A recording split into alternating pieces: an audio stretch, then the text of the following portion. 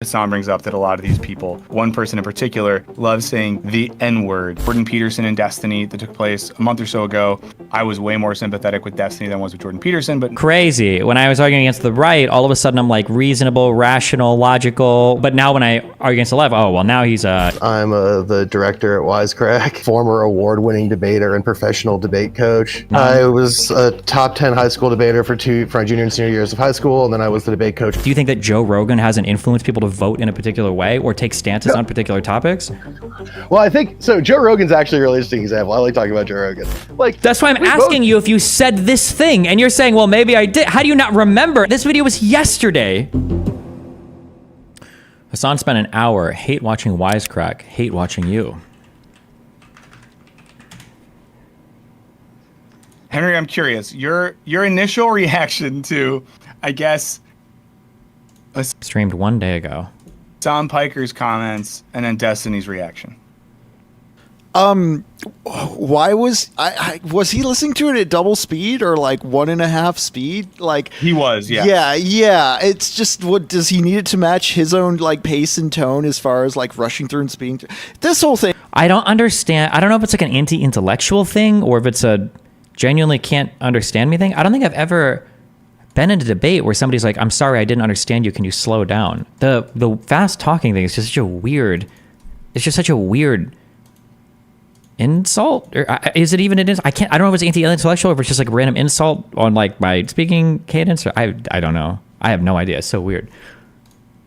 Thing's just extremely weird and cringe to me because he's very fixated on like, but like the whole point is I'm right. And then he starts getting mad about like all the price tags on Hassan's things. And I don't know. I don't believe Destiny really has any first principles and he's pretty narcissistic. So like I write so much. I write so much stuff. Like none of this, like there's plenty in here to criticize if you want. What I actually think I just don't know why. Like why not just not talk about me? I feel like it'd be so easy to just not talk about me. Like what do these guys even do? What is this channel? This video is Taylor Swift and the American propaganda. Oh boy. Never mind. Okay. This is why they talk about me. Because they pretend to do political content. I shouldn't say that. Actually, now I'm talking. I don't actually know. Maybe their political content is good. I actually don't know. Well, but that's the difference between me and them. I'll give them credit to say I don't know rather than just like jumping to conclusions. But yeah, I don't know.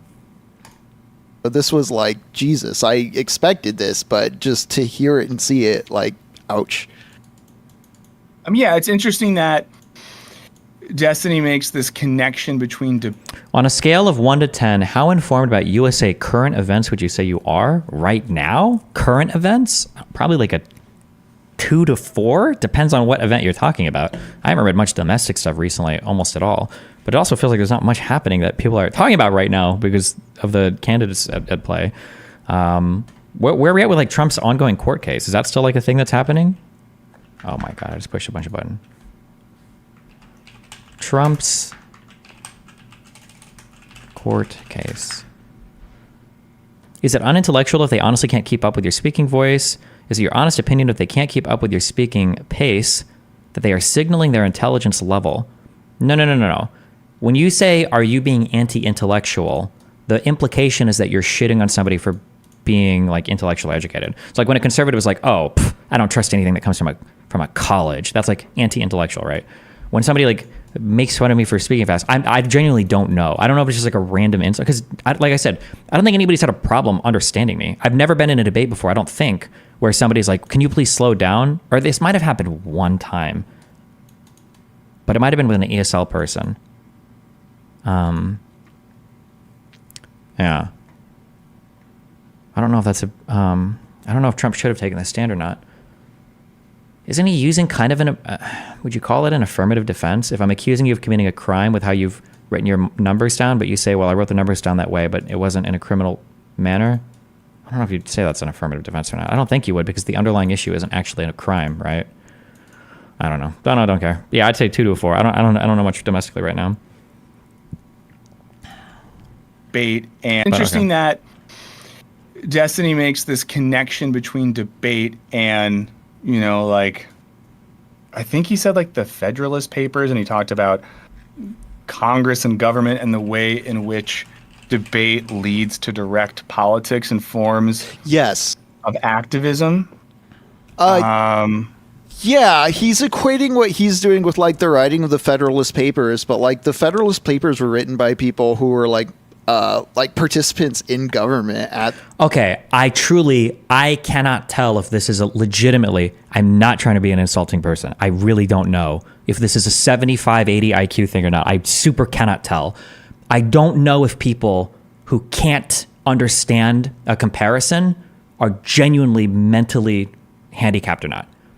I don't know if this is an area where you're so mindful by your hatred of a particular person that you are that it's like inhibiting your ability to exercise any logical thought, or if these people are genuinely like down there in the like the army can't find a job for you because you're actually too mentally handicapped area. Like, what's your favorite sport? I really like playing basketball. I think basketball is sick. It's my favorite sport, like you're like Kobe and Shaq and stuff. You think that you're just like them? You think you're just like Kobe and Shaq? What? Do you think you're as good as that? Like, no, what? What do you, no, what? Because you rarely ascribe maliciousness to people. They know it. Yeah, but like this level of maliciousness is not even malicious. It's so stupid. Why is political debate, political debate sucks? No, why would you say political debate doesn't mean anything? Like, and an example would be like the Federalist Papers. Like in the beginning of the United States, at least my understanding is that there was a whole bunch of persuasion that had to happen for the American population to form a federal government. And part of that, I believe, was the Federalist Papers, right? Was a whole bunch of essays and, I don't know if there were pamphlets for the Federalist Papers. They were just like essays and writings and shit from our wonderful founding fathers and other politicians or whatever. To try to convince Americans that like, look, we need a federal government. That's political debate. And then it's like, wait, you think you're like Alexander Hamilton? No. What? No, that's no part of what I said was saying that. There isn't a single word that I said that would point you in the direction of me thinking like, yeah, I do think I'm like the governor or pre-US like founding father, like and forms Yes. of activism. Yeah, he's equating what he's doing with like the writing of the Federalist Papers. Notice how they never attack your points, but attack the version of you they make in their heads? Yeah. But like the Federalist Papers were written by people who were like participants in government at. Like, even the point he's making isn't good here. The Federalist Papers were written by people that were participants in government. So what? Can only people in government participate in political debate? Or like, it's not even it's the time, like, who are also like actually acting on enacting legislation or like writing the law. It wasn't like on the internet you can be this hyper removed voyeur to the whole process and just be arguing from afar. Like, it's a completely different like technological context. So you think, are all activists not engaging in any form of political persuasion? If an activist isn't a government official, like, what are you guys doing right now? Like, it's such a stupid point. Like, you could, there are criticisms that you can even make.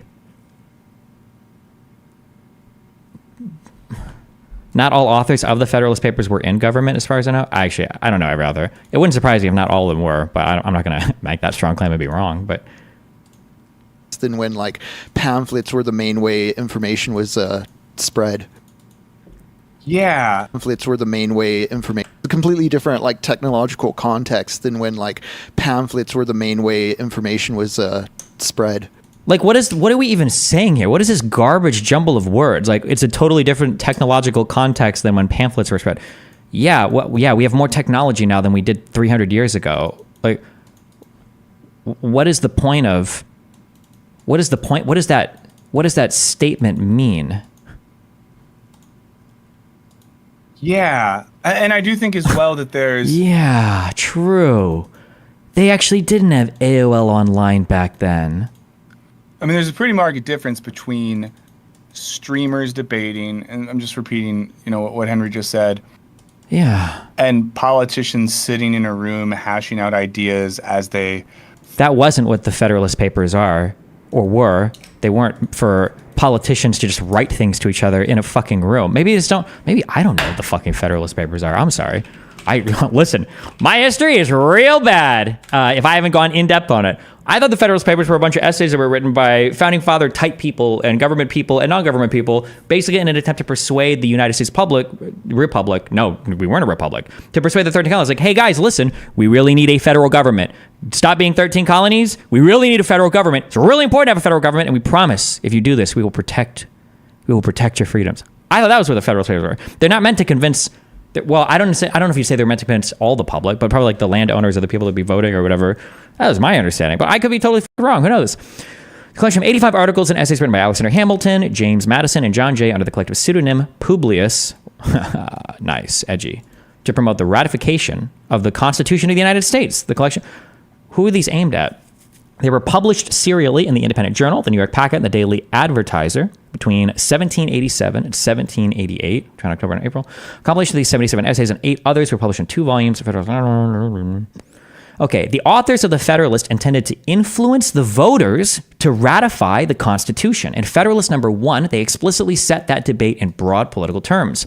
It has been frequently remarked that it seems to have been reserved to the people of this country by their conduct and example to decide the important question whether societies of men are really capable or not of establishing good government from reflection and choice, or whether they are forever destined to depend for their political constitutions on accident and force, except in the case of live streamers having debates. Oh, fuck. I didn't know about the last clause. Okay. Never mind. He is right. My bad. I thought I was 100% completely correct, and he was a total dipshit until the last 8 words. My bad. And I do think as well that there's a pretty marked difference between streamers debating, and I'm just repeating, what Henry just said, and politicians sitting in a room hashing out ideas as they form the underlying logic of a government or a political philosophy, Like that's not even what these were. Oh.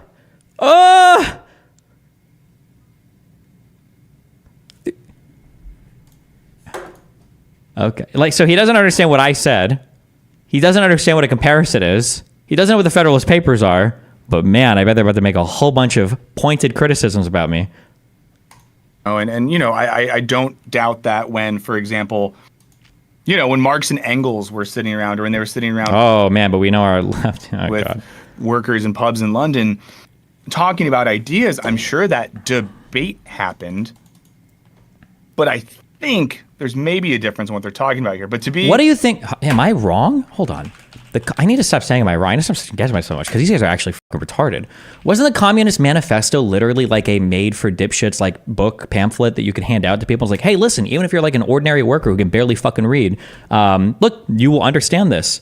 Isn't this what the whole point of this was? The Manifesto of the Communist Party is a political pamphlet written by Karl Marx and Friedrich Engels, the 2 guys you just brought up, by the way. Commissioned by the Communist League and originally published in London in 1848, the text is the first and most systematic attempt by Marx and Engels to codify for wide consumption, the historical materialist idea that the history of all hitherto existing society is the history of class struggles, in which social classes are defined by the relationship of people to the means of production.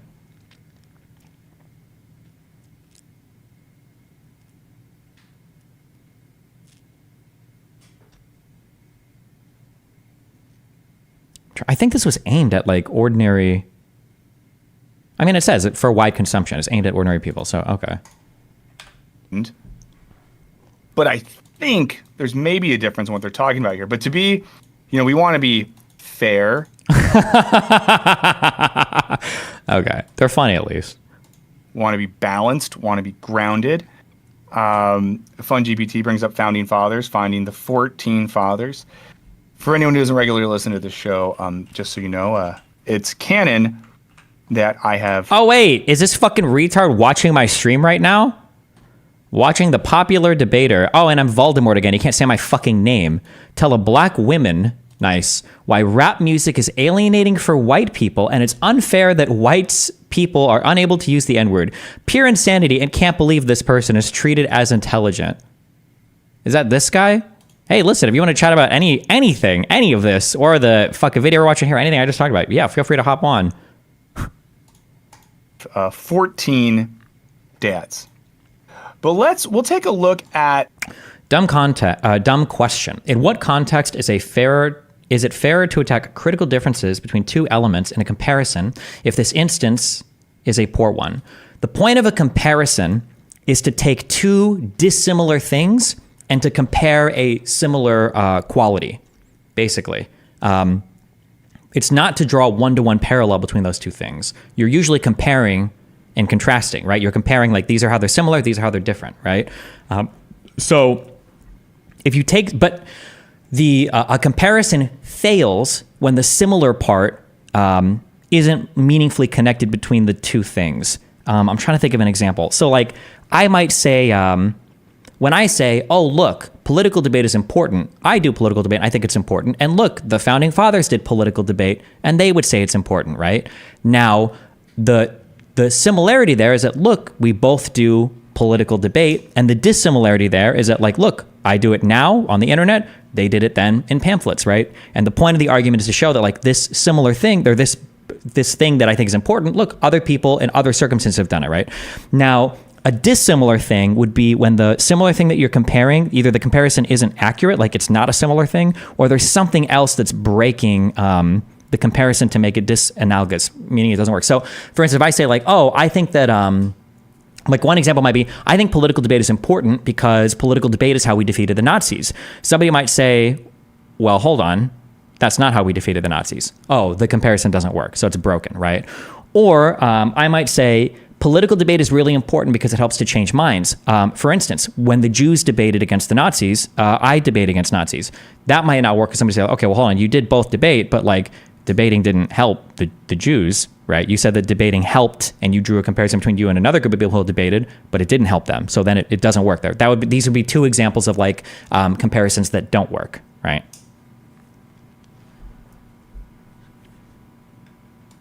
The 14 dads.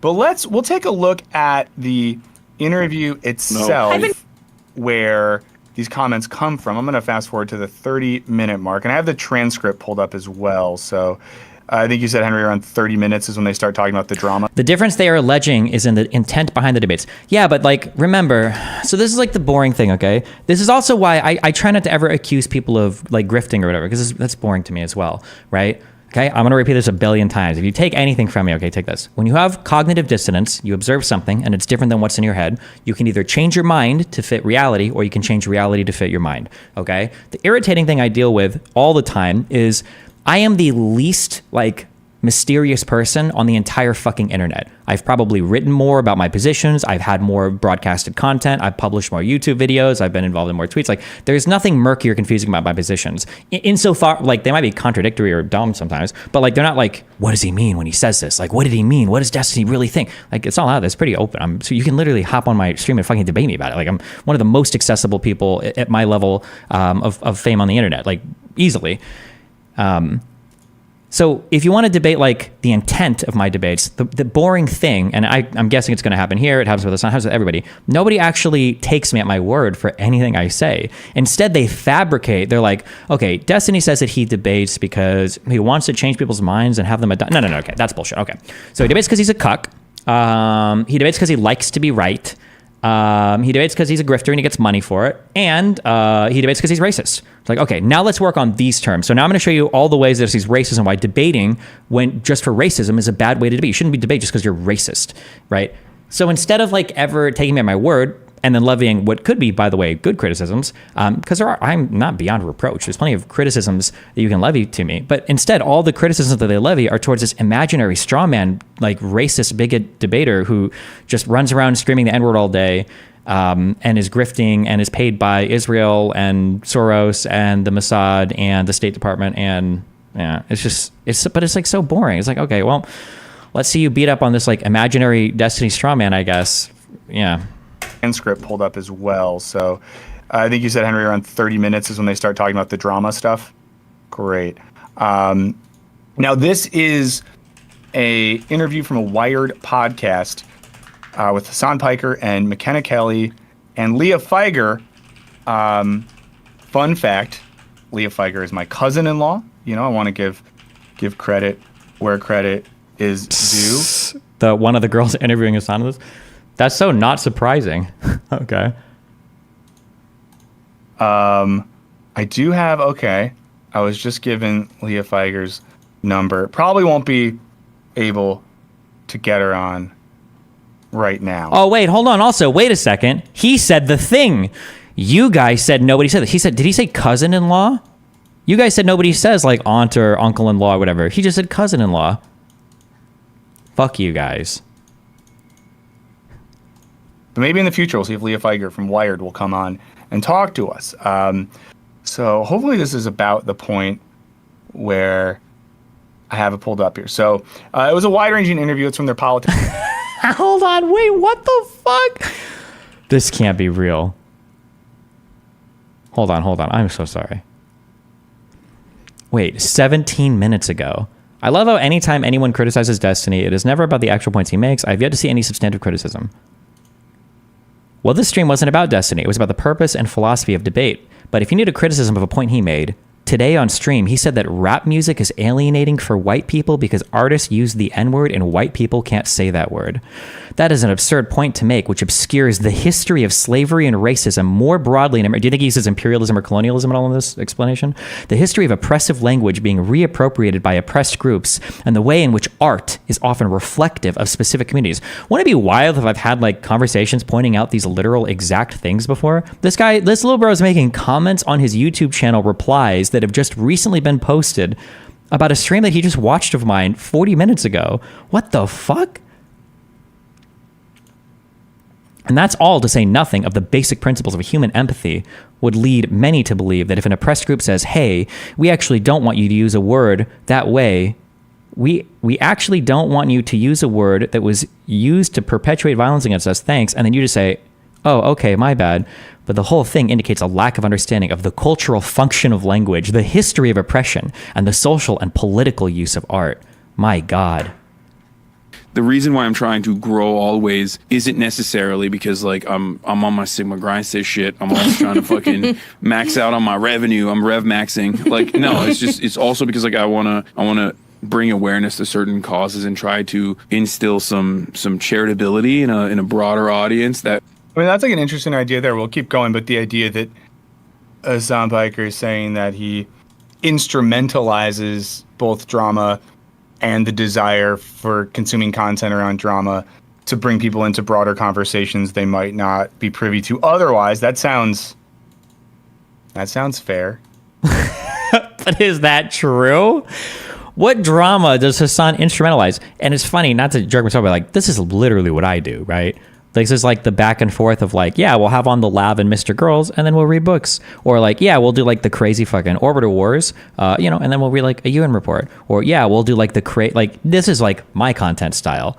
Like, is he going to say next, like Hassan paved in his own? The only drama Hassan gets involved in is when he's dragged into fucking drama because he's getting called out on something. You know, Isn't it so funny how people take Hassan at face value when he's lying, but you get second guessed and have your points misrepresented all the time? Yeah, seriously. Like, I like how Hassan literally could have just said anything here, and the guys be like, yeah, that's true. Like, yeah, actually, actually, that's really, he instrumentalized. I'm not mad at that. We'll keep watching. Like it if you're here. will then listen to what I have to say on certain issues instead of going, oh, I hate that guy. That guy's like a socialist with a nice car. Fuck that guy. So turning these like God, the cringe voice, dude. If I ever talk like this, hey, I'm Destiny doing the podcast today, guys. Yeah, what are we talking about? Oh my God. Got any advice for combating cognitive dissonance? Friend wants me to say IP is a genocide, but every time I show stats and Israeli efforts, they'll seemingly ignore it and come back with more quotes plus anecdotes. You know what? That would be a good article to write. Hold on. Or a good thing to write on. All right. On each of these like things, I'll write like a counter or how to prevent or hopefully safeguard yourself from buying.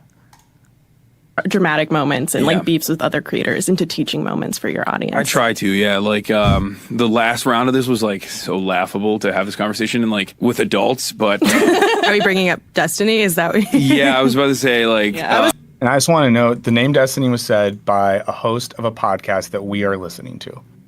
That's who brought I it. wasn't good at name names. yeah, no, there's a content creator who like loves debating, doesn't really care about any of the things that he debates about, but like he will assume like ridiculous stances, ridiculous positions. He's relatively skilled in rhetoric, not Ridiculous positions, ridiculous, like, yeah, okay. necessarily very knowledgeable on the issues, but rhetoric goes a very long way in debates. But beyond that, this dude is very edgy. Loves saying gamer words, the N-word specifically. Okay, so let's pause there for a Like, second. this funny thing, too, is how much of an... Like, that's not even really what I'm known for in wider political spaces. Unless you're like Hassan, right? Like, people that are inviting me on, like, fucking Breaking Points or, like, Ben Shapiro, Jordan Peterson are like, oh, yeah, we're going to get Destiny on because he's, like, the N-word slur sayer guy. Like, that. These are just, like... These are, like, caricatures of me that have been created by these, like, crazy online lefties. Who are like, oh, yeah, Destiny, prolific N-word. You're like, yeah, okay, dude. Second, so...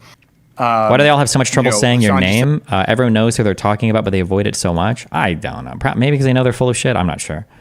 Why not just say, like, I don't really talk about Destiny. I don't want to talk about that. Okay, so let's pause there for a second. So, you know, What stops you from hosting debates where you can, in real time, vet claims and sources of opposition, forcing them to engage when they normally wouldn't? You play in the other side's arena, why not your own? Because I don't think anybody would come on to those types of conversations. Honest question, how are we supposed to reach the truth without debate and conversation? Do we need some dialectical method? What is the alternative method these types of people offer? I've never gotten a good answer. They don't believe in debate because they want to kill people that disagree with them.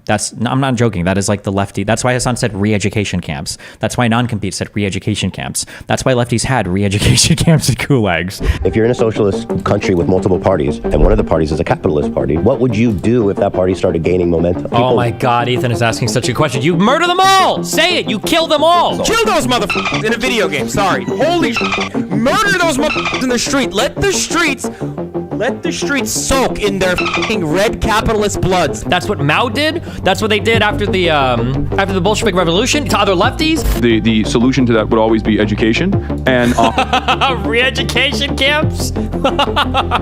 offering more Re-education? Destiny may be the enemy of our enemies in the sense that he regularly pwns fascists on Twitch debates, but that does not make him our friend. You see, we are the enemy of liberals. Watch it. Wait, the concentration camp or the socialist liberal one? The re-education. That some of our comrades are going to have to be re-educated permanently. How we deal with former capitalists, fascists, and other such oppressors will be one of the great tests of anarchist society.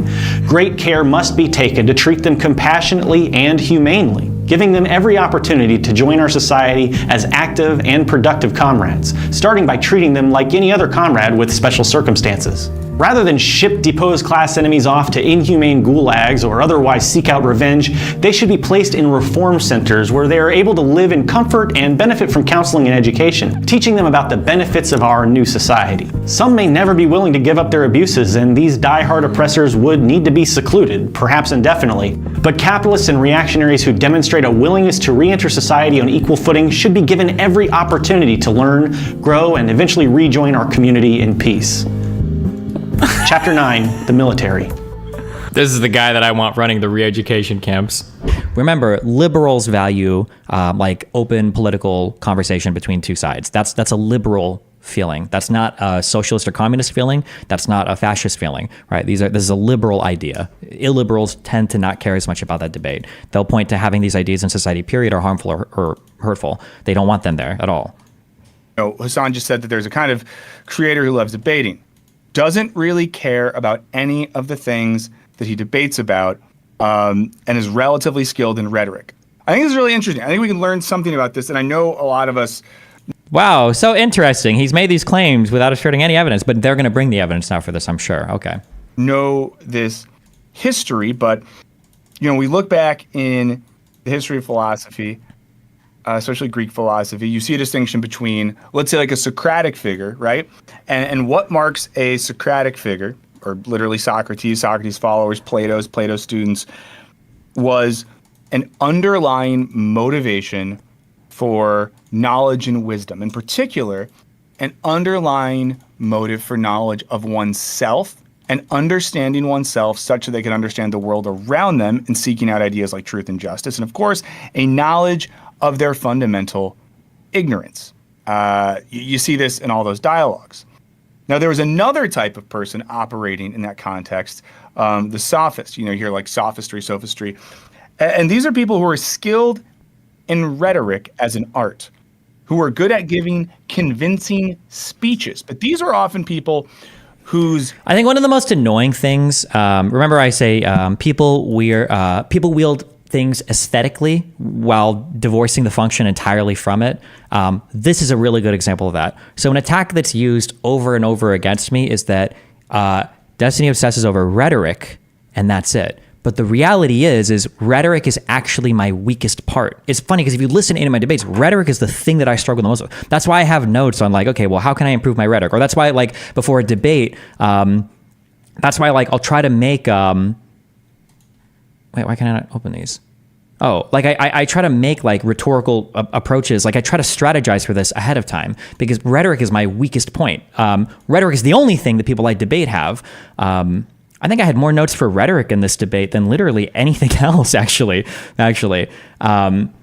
Yeah, like rhetoric is the thing that I struggle with the most. It's the only thing these people have. Like, ironically enough, these people right now are engaged in pure rhetoric. There is no factual foundation for what they're saying. This is another reason why when I argue about things, I always try to ground it out in some example, right? That's why I can show you like, oh, here's my notes for this. Oh, here are my debate prep for this. Here's an example of what I mean. I'm trying to ground things out in examples so you can see like when I say something, there's like a real world analog to what I'm saying. I'm not just like spewing random shit, right?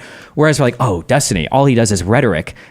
No, my dream debate is just like autistic quibbling over discrete factual events. That's what I prefer the most. But most people don't do that. They speak in broad strokes and in narratives and in stories, which is the thing that I have the most trouble with. It's very unnatural for me to do that. I don't think that way generally. I'm like, give me the stat and the figure. Like that's my brain, which is funny because I also get made fun of on the right for that. People say, oh, what's wrong, Destiny? You don't have a study to show you that getting cucked isn't good for your relationship. Huh, you need a study for that, right? They'll make fun of me for the exact opposite thing. But it's so funny that he's engaging in like empty, hollow rhetoric right now while engaging me, whose biggest issue is rhetoric of engaging in empty, hollow rhetoric. That's a wild turnaround to me. Like this is wielding these attacks as aesthetic over function, right? Like he just wants to appear intelligent and have these attacks, but they're like empty. They're the exact opposite, really. Giving convincing speeches. But these are often people whose... Like, is that me? Is that what you think when you think of Destiny? Oh yeah, he gives convincing speeches. And these are people who are skilled in rhetoric as an art,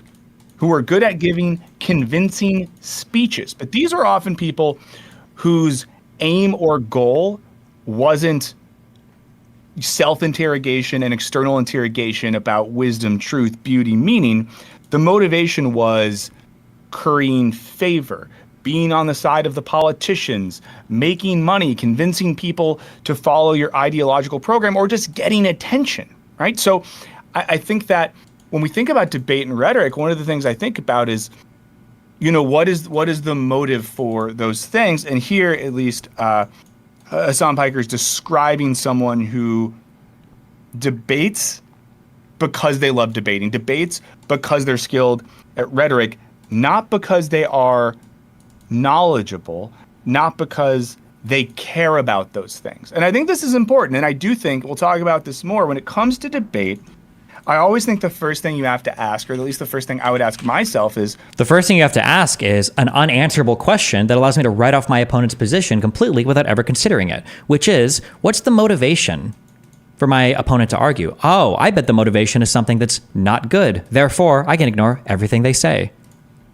Does this person care about the thing they're speaking on? Do they have an invested emotional, or like in the Greek sense, pathetic, pathos-based interest in the thing? Yep. Or is this just like a sport or a game for them? And then if it's a sport or a game, I can write everything off. Whether that's someone debating political ideas, debating their favorite games, debating music, people who love the thing are always going to be more interesting, and people that have a humility and are willing to interrogate themselves, always going to be more interesting. And of course, Hassan brings up that a lot of these people, one person in particular, loves saying gamer words the N-word specifically. Is that good rhetoric? Is that good pathos or ethos? Careful though, because you can't say if I engage in only rhetoric that I do logos, because that would imply that I at least have to have some factual foundation, right? Do people forget that logos is part of the rhetorical triangle? Like, and you know, we don't have politics or stances on Wisecrack Live, but Henry, are we comfortable in agreeing that white people just don't get to say the N-word ever? Yeah, Are we comfortable yeah. with that as a stance? I think we are. Yeah. don't take this the wrong way, but you're generally quite unconvincing in an emotional sort of way, but much more so in an analytical way. I think if you were better at rhetoric, you wouldn't even have half the problems you do with these communities. You understand that you're just repeating what I just said. Yes, I'm aware of that. Yes. The rhetoric part is my weakest part. Yes. Which is why it's so funny to hear the opposite from these people. Just don't get to say the N-word ever? Yeah. Are we comfortable Yeah, with that as a stance? I think we are, yeah. Does the subscriber to view ratio make sense to you? Some channels get really popular in the past and they've got a hard time like staying relevant. This video is... So they either continue to do the same type of content or they try to pivot to whatever's popular and ride the waves off of that. Or they can reinvent themselves, although that's really rare. But it looks like these guys tried to pivot to like political commentary and they're doing okay. I think this channel gets still over like 1 million views per month. Yeah, which isn't bad. But like... they must have been popular a long time ago if they have over 3 million subs. You just don't say the N-word, guys. Just don't. Just don't. Even if... Yeah, never mind. Which is so funny because like presenting that as a thing with no argument or no... Was this... Yeah, like... dumb, whatever. But it's okay. So, go ahead, Henry. We're about to get deep into like the very big philosophical, like factual foundations that they're going to use. It's just they start off with this, but it gets way better. Trust me, I'm sure. I feel you're about to say something. Oh no, I don't. I was gonna just bring up the same thing. Like even in stuff where people cite it as an excuse to say the N-word, like Blazing Saddles, like Okay. Even if you were a sophist and your arguments were valid, would it matter? Were you a sophist anyways? Kind of a baseless argument. I believe that a sophist by definition is somebody that engages in irrational argumentation. Isn't that what sophistry is? You would never say like, well, he's a sophist, but he makes a lot of really good points. You'd say, oh, he's a sophist because he makes what looks like good points, but they're always irrationally founded. I thought that's what sophistry meant. the bad guys are the ones saying the word in Blazing Saddles, and they're portrayed as complete fucking idiots. So like, even within the context of like whenever people try to justify it, just don't try. Don't. Yeah, and I think that's the thing too. Like if someone who presents themselves as an intellect or a rhetorician or a debater, you just ask yourself, if someone takes the time to try to intellectually justify using the N-word as someone who is not a black person, what is the motive? Like can you not see that like this would be the exact type of basically retard level analysis? Like how can you go on invoking like Socrates, like dialecticalism or dialecticals? Is it dialectalism? Dialectism? Material dialectalism. That's not the word. Material. Is it dialectics? It might just be dialectics. Sorry, too many isms to me. Yeah. How can you invoke fucking dialectics, Socrates, sophistry, all this, and then you're like, the N-word, as someone who is not a black person, what is the motive? Like, now, are we going to... Now, he said that he was interested in people that engaged in a whole bunch of, like, critical thought and questions. So we're going to say, like, well, the motive could be this or that, or the motive could be this or that, or maybe he blah, blah. Or is it just going to be like, well, the motive is racism?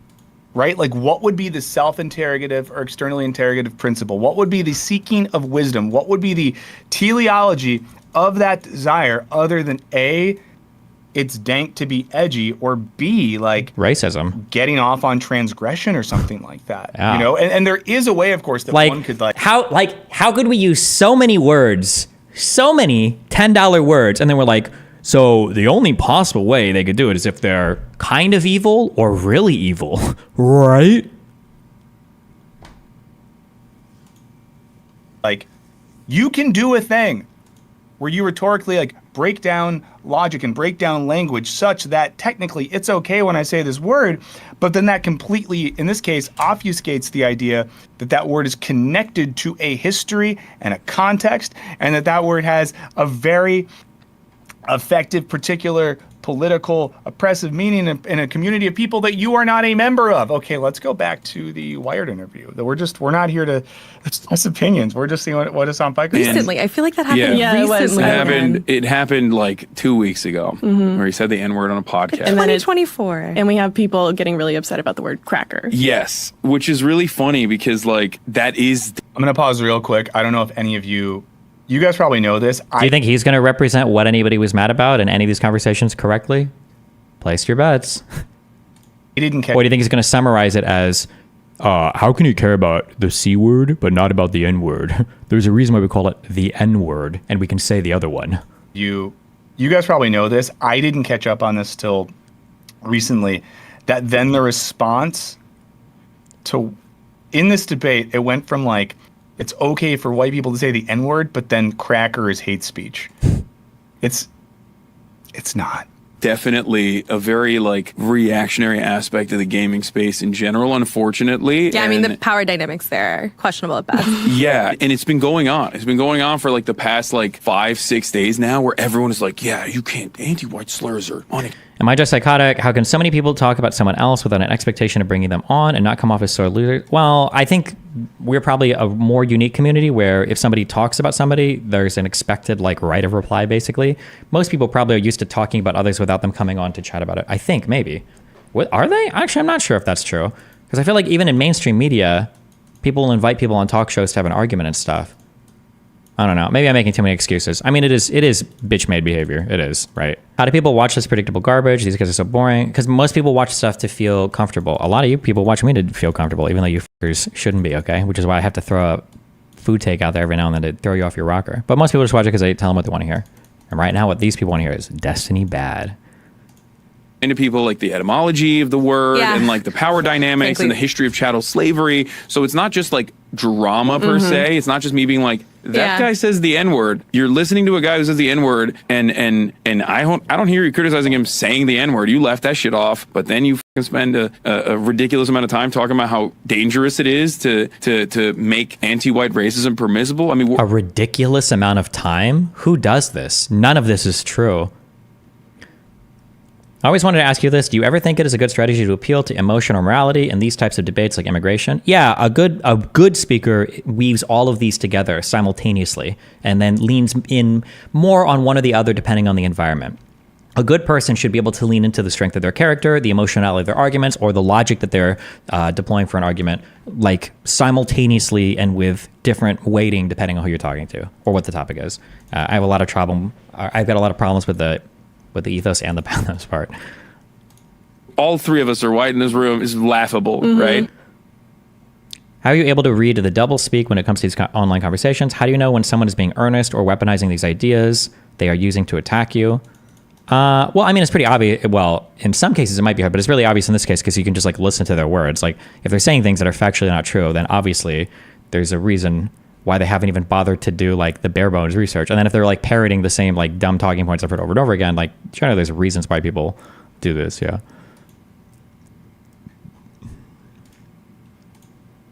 It's a laughable thing to be like, someone called me a cracker. Oh no. I've been called so many worse things.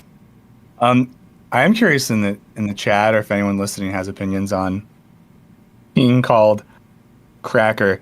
As someone's from Florida, there was, the Florida cracker thing was the thing. So someone in the chat, Psycoms, good afternoon. It's incredibly coincidental you're talking about this, as I'll be in a debate with the D character tomorrow about whether online debates matter. Send us the link to that. Psycom. Oh, that guy's going to be on my debate panel tonight. Nice. Interesting. That is interesting. How can you listen to the same 20 recycled points to defend your character? I don't know. It's boring, but I realize, especially after the Hassan chat, I probably need to respond to it so that there's like the responses are out there. Bingo Bear says, I don't think anyone white feels bad if someone uses anti-white slurs. I do not feel bad. If you see me in the streets, please use an anti-white slur at me and be creative. It's so funny that like creators like this imagine as they're speaking that like 70% of their audience is like black people clapping for how brave they are, when the reality is 100% of their audience are white people that are all clapping at how brave collectively they all are. it's like they imagine themselves like this, but in reality, all of these people are just as white as Daenerys. Like that's what's actually happening. Creative with it. Let's get back to exactly right, and it's like it's so obvious what's going on, but I do think that a lot of people get duped, like good-natured people that have some biases get duped into like reactionary framing on that issue. It's like bullying. It's wrong. It's bad, sure, but it's like when you make that comparison, when you flatten it out and say like this is all bigotry and it's all unacceptable, and the people saying that are literally also saying the N-word simultaneously, I'm like, well, you don't think that kind of bigotry is unacceptable at all. Kind of seems like you're making this a talking point because you want to expose hypocrisy where no such hypocrisy exists. So that it's also crazy the hardcore analysis on every single part of my character, everything I say, everything I say I stand for, everything, like none of that can be taken at face value. All of that has to be second guessed. Not second guessed, also just flat out rejected. It's not being second guessed, it's being flat out, it's being rejected out of hand, right? But for Hassan, every single thing he says is fucking gospel, especially when he's saying things about me. that's, I try to use that as a teachable moment.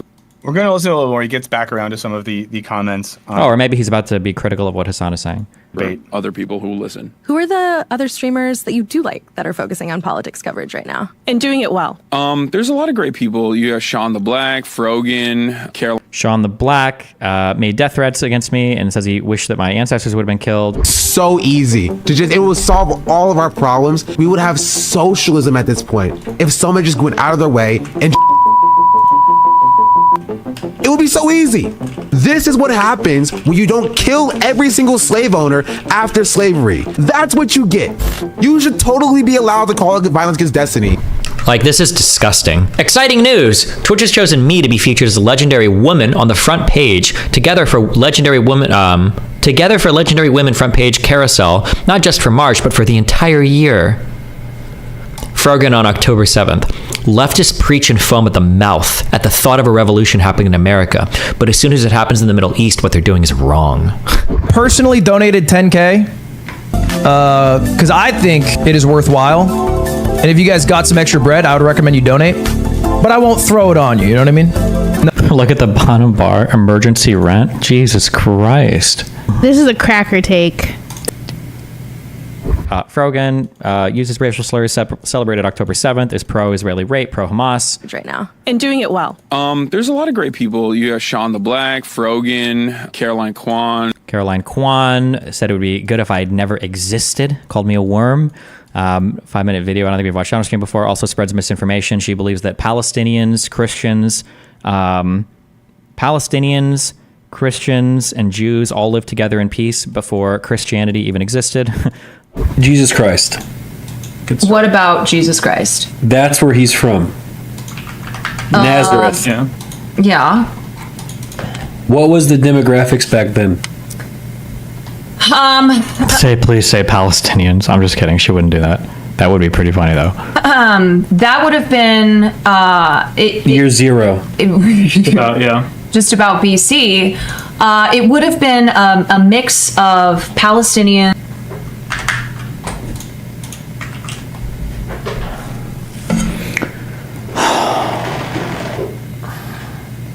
It would have been a mix of Palestinians, Palestinians, Arabs, Jews, and Christians. It was a mix of people in this area. But Palestine, and that changed over time. Well, yes, but they got along back then. Yes. So wasn't it? I don't know my ancient history. Wasn't it the year? Was it 70 BC or AD when like the whole Jewish kingdom fell and Rome like fucked them all up? They were all getting along back then. Is that what we're saying right now, or what? Like, this is a common misconception. Okay, people think that Muslims, that Arabs and Jews have been feuding for centuries, when in reality, wait a minute, how can there be Christians before Jesus? Well, we're talking about like early. They just knew. They had a good feeling. We're talking about like Jesus. Are you talking about before, like as Jesus was? There's no way a baby can be born and all of a sudden there's a religion. What? Bro, there's so much weird. I don't even know what the fuck I'm listening to. I don't even know what the fuck I'm I'm listening to right now. Central Committee. There are a lot of like Twitch. Central Committee said that when he sees me at TwitchCon, it's going to be on site. On site, you know, I would like him to come to TwitchCon, and we'll see what happens. I could afford all the lawyers. The guy is well known for introducing a black person because they were black. He thought they were progressive. They were actually a Project Veritas operative. He brought this person to AOC. He falsely lied on stream and said that he was ready to beat this guy up for it. But when the video got released, you could see him awkwardly shuffling around fatly in the background. Streamers specifically that also do political coverage. Carter's another one. Gremlo. I don't know these two people. So there are definitely content creators that are doing this sort of thing, but beyond that, I would say, you know, in the YouTube space, there's a lot of essayists that are great. They write a lot of YouTube essays. They do a lot of YouTube commentary. They're great. There's a lot of great people overall. None of them engage in debates, which is great. I hate people. Only like, for you. Yeah. No, I mean, I actually do spoke debates to you from- in 2021 about the Sam Cedar Steven Crowder debate. Oh. And like how. And I'm so curious, like, what the cognitive dissonance is here. So you're listening, so you just want to know this whole thing about how stupid and lame debates are and how pointless they are and dumb. But now we're about to do, like, the epic Sam Cedar. By the way, Sam Cedar is known as, like, a debater type person. That's, like, one of his big things that he'll go on and debate people. Do you think there's, like, any spiritual whiplash from this, or? Were you around for the Sam Cedar, Steven Crowder debate, Henry? I vaguely remember, didn't like Ethan Klein surprise Steven Crowder with Sam Cedar, and then like, he ran off. Yeah, it was not great. It was not great. Well, that's the thing. Like, debates are just purely for entertainment. I think it can have an. And then just note right here, this is the part of his comments that Destiny reacted to in particular. So the first thing you just said was, debates are just purely for entertainment. And maybe that's the cope that, like, oh, well, seeing Sam Cedar debating would have been funny. So that's the only reason we would have wanted to see it, I guess. Maybe that's the. I mean, I do think, and we'll listen to the rest of his comments, and then we'll talk about this a little bit more. But, you know, I think we have to ask the question as well, when a debate takes place, what is the context for the debate? What is the goal of that debate in maybe a more material sense? Because, for example, I've been at academic conferences before where there's a debate.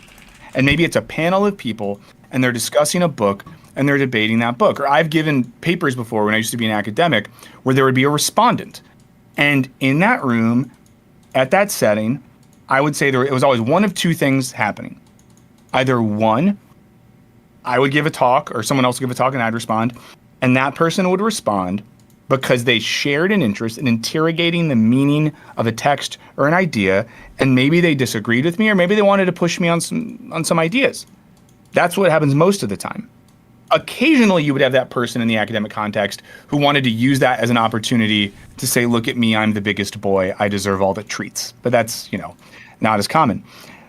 But some of these debates that happen now, we have to ask ourselves, like, they're happening on platforms that are designed to grab our attention, to get clicks. They're monetized. They're people trying to sell us things. So I think to act as if a lot of the modern online debates weren't, at least, if not purely, at least in part or large part, Hold on 1 second. Nice. For entertainment seems disingenuous. We'll listen to the rest of Piker's comments. An educational component for sure, but overall it's not about like whose facts are solid. It's more so about who says them in a more solid way, and also it's the theatrics. It's a good way to maybe bring some people over. Ari, previous message about writing articles / posting on Substack. I feel like that would also cut through the muddiness of people talking about rhetoric and debate. No, because these people are never going to read anything I fucking write. That's not going to happen. I'm already posting stuff on Obsidian. Like, look at my Kevil's manifesto. Nobody in any of these communities read any of that, but now they're all hopping on to what was my conclusion from any of that. Also, I like how, like, well, they're just spectacles that can bring some people over to your side. Yeah, isn't that what the point of a debate is? And also, it's the theatrics. It's a good way to maybe bring some people over to your side in the margins. But overall, it's not activism. It's not, doing something meaningful. It's not even like genuinely learning about an issue. It's more. It's not activism. Well, I mean, it could be a type of activism, I guess. But yeah, activism is a separate thing. It's not meaningful. I mean, by whose estimate, as opposed to what, going to a single protest? I mean, like what? I mean, like anything can be meaningful. Obviously, there's like different room for all sorts of different types of actors in a political in like a political field. Some people are good at being politicians. Some people are good at being activists. Some people are good at raising money. Some people are good at volunteering their time. So learning the talking points. Which honestly, that's the end of the interview. There's a couple other comments there. Again, that's on Wired. Shout out to cousin-in-law Leah Feiger at Wired. It did that. So, I'm going to mention one thing from the chat, and we'll get back to that. Sidecom said, my position in tomorrow's debate is that online debates are typically entertaining sophistry. They're more for the entertainment of an audience than an attempt to convince, much less to find truth. And again, to look back at debates aren't really where you go to find truth, because debates are like a contest. But that would be like saying MMA fights are where you go to like get stronger. Well, no, you're supposed to do like MMA fights are supposed to be where you see who is the strongest, right, or the best fighter, right? A debate is supposed to be where you see like, well, what are the best debate points or the best debating people, right? Yeah, of course, that's not where you go to. You don't go to find truth in a debate. Hopefully, you both have done that before you come together and have the debate, right? That's obviously. Piker's comments, he says, it's not about whose facts are solid. It's more about who says them in a more solid way and the theatrics.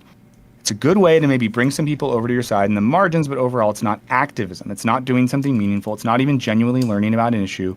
It's more so learning the talking points. Okay. I like it's obviously it's stupid, but how long did they talk about me for? The subject of debate. Oh, okay. Like 10 more minutes? Jesus Christ. The reciting the talking points, it's about like, putting on the aesthetic of like how to best make it look cool. This is why I'm saying I hate all the shit that I like stand for and do, is because like everybody that uses the words that I use, like everybody that uses these words is always the biggest fucking red flags in the world, right? So it's so crazy here that he's wielding my aesthetic argument as an aesthetic. Like that's so meta mindfucky. Like holy shit. Big brain idea. Next time you have a big debate or Pierre Morgan, you should challenge Hassan to debate on Israel-Palestine and say it is for charity. Tell him Lex would host it. I bet you he wouldn't do it. Probably not, but... Talking points. It's about like, putting on the aesthetic of like how to best make it look cool. How do I, within this constraint of conversation, like make my thing look like the most aggressive and boastful? What's the difference between a talking point and an argument? I can tell you the difference, but they have the talking points. The difference between a talking point and an argument is if I give you one line and somebody gives me the level 0 challenge to that line, do I know the next line of the argument? If the answer is no, you just know talking points. That's a good example of like Hassan. That's why Hassan engages in debate pedophilia and exclusively debates people under the age of 18 for that he pulls from his chat room. I'm thinking back to how he jumped immediately to the founding fathers as his reference for what he's doing, and it speaks to me of just like where his head is at as far as like where he wants like the performance of being as prestigious as the founding fathers, or like nobody was comparing the prestige part, right? Like this is a 75 IQ issue grappling with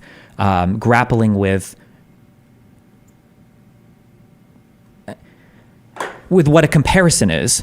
Like Marie Le Pen reminds me of Hitler, and it's like the fact that the first thing that this guy thought about was comparing Le Pen to a guy with a mustache is like, I don't know if he's blind or doesn't know what mustaches are, or like what an unbelievably like we weren't having a conversation about prestige.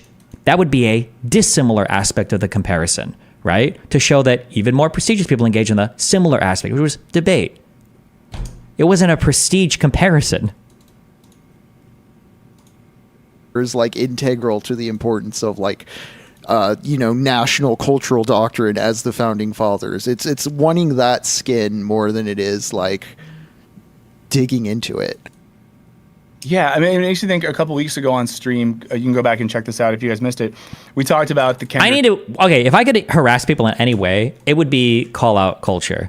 Like, in August, if you make this a video, it should be like a call out. Like, I will debate either of you two, or have a conversation or talk or whatever about any of the shit you're saying here. I think that for as long as people invoke my name and then mischaracterize me like this, every comment section you have should be like, hey, why are you guys still avoiding Destiny even though you're talking about blah, blah, blah. I think so, until people just don't talk about me. If they fear the Dally banner, they're scared, then they should be. Then yeah. Because like, if you're going to be this much of like a spineless, cowardless fuck, right? And you're just going to like blatantly lie about me or try to undermine me or poison the well in any other community you're in, yeah, I think you should get every single comment section of it should be like, hey, so why'd you sell this shit but you weren't willing to talk about it?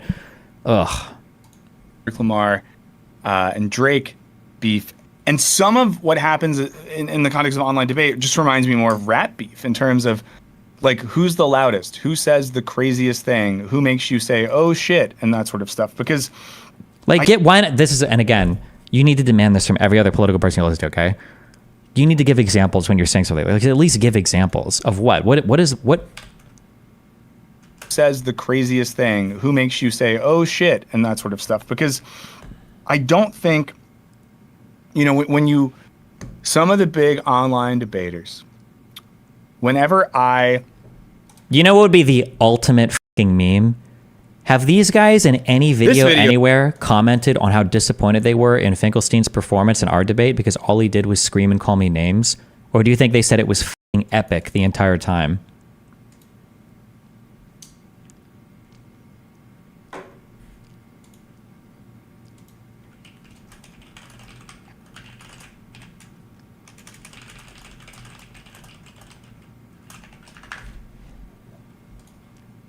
Oh, hold on. He responded. Do I have... my DMs are open, right? Yep, they are. Force myself to watch these things. It's a lot of yelling. It's a lot of name calling. It's a lot of aggressive emotion. Yelling, name calling, aggressive emotion. Oh my God, I'm so curious.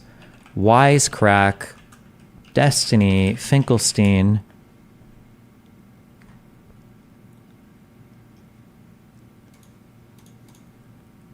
$8 months ago. Jesus. Oh, this is even before any Israel-Palestine stuff. Does stuff like this not make you think they just don't care, LOL? Like, I think they know they're full of shit, but they have an agenda. I don't know how self-aware people are. I truly don't know the answer to that. I don't. This other guy speaking, is this the tall guy that I'm going to talk to soon? Is that the guy who's right now? Or is it... Wait, hold on. Wait, so real quick. The guy who's talking to him right now, is that this debate coach guy that I'm going to chat with? Or is this a different... Or am I about to talk to a different guy? It might be, actually. Wisecrack, he was something right. Said, with the Destiny example, I'm someone who until recently was pretty unfamiliar with Destiny. We talked about the, I guess, debate no, it was a chatter. Jordan Peterson and Destiny that took place a month or so ago. Ironically enough, when we watched that debate, I was way more sympathetic with Destiny than I was with Jordan Peterson, but said a couple things. Oh, Destiny's crazy. When I was arguing against the right, all of a sudden I'm like reasonable, rational, logical, like engaging in Socratic, introspective, self-dialectic, meta-cognitive, like, but now when I argue against the left, oh, well, now he's, now he undermines himself by, not being critical, not being introspective, debating for debating, and it's worthless, and he thinks he's a founding father. Okay. I was way more sympathetic with Destiny than I was with Jordan Peterson, but said a couple things that Destiny's audience really didn't like. His audience is not a good advertisement for him as a serious person. But, people in our audience, people that I like, even kind of push me. Some of our friends on Discord were like, hey, Michael, you should check this out. He's a little hyperbolic, but he makes some good points. But then as soon as I see him just like jokingly saying the N-word, it's like, I don't want to why would I take you seriously? Because if you're doing that, I don't trust, your motive. Now, what do you think that he trusts, like Adam Friedland? Or do you think that he trusts any of like the edgier lefty people who engage in... What about like Cenk Uygur or any of the Young Turks people who have historically... I'll maybe come back to this. I have a section pulled up from Plato's Republic. Oh my God. In particular, I have Alain Badiou's translation, and then that was translated from the French by Kenneth Reinhardt and Susan Spitzer. Alain Badiou, a French philosopher I like a lot, rewrote... Oh yeah, or Norman Finkelstein, yeah. Republic in more modern language. And I was reading some of this, and maybe we'll get to this in a little bit. And I was reading it to remind myself, because there are people on YouTube and in the streaming space who will reference Socrates and Socratic method to give a structural justification for their style of debating. But I think that what they miss out on is there's a motive underneath that structure, and the motive is the seeking out of truth, justice, and the good. And in reading through Socrates, debating with young people, there's a care and there's a strategy and there's a desire to get someplace that I don't see in a lot of the online debating space. Now, in one sense, is it fair to hold Twitch and Kick and YouTube streamers to the standards of I actually really like the channel. He usually speaks about philosophy, not politics. It should be a red flag when somebody knows a lot of theory, but they can't do any of the application. I think that should be a major red flag, because there's two escapes for this, and lacking both of them is a character deficit. The first escape is being good at both, being good at philosophy and being good at the application of it. But the second escape is knowing that you're not good at the application of it and then just not talking about it. Saying like, oh, I understand like a lot of philosophy and philosophical theory. I don't know how this like manifests in political theory. I'm just not aware of like how people practice this in, empirically or in application or in these ways. I don't have that experience. So, but to confidently venture into this area and then make all these statements, especially against people that inhabit the space with so much more time than you, shows a severe deficit of understanding of your own limitations, which ironically enough is a good example of what he's criticizing me for, I guess. Socrates? In a sense, no. But in another sense, people are asking to be taken that seriously, and they're claiming that their style of debate and what they're doing can have a real political and ethical effect. And, if we're going to break down, and this is maybe... When does he come on stream? The Tallboy guy is ready to go. I'll just finish this and then... One of the people I'm about to reference, but all I know, someone that lives in the city of Los Angeles, where Hassan Piker lives, there are multiple instances in which I have seen or heard or whatever, that he's on the ground showing solidarity and participating in political and labor actions that are largely on the side of a just and egalitarian spirit. And whether that is supporting, striking union workers in Los Angeles, bringing pizzas to protesting students at UCLA, I think that when I see things like that, and then I watch someone like Hassan participating in any sort of debate, I think to myself, like, this is someone who, regardless of rhetoric, seems to have made clear in an active way what their social and political principles are and how those motivate things. And someone who is, at the end of the day, a good materialist. Actually, I don't actually even believe he does philosophy well. I don't believe it. Or if he does, I have a really hard time understanding, especially philosophy that demands some adherence to...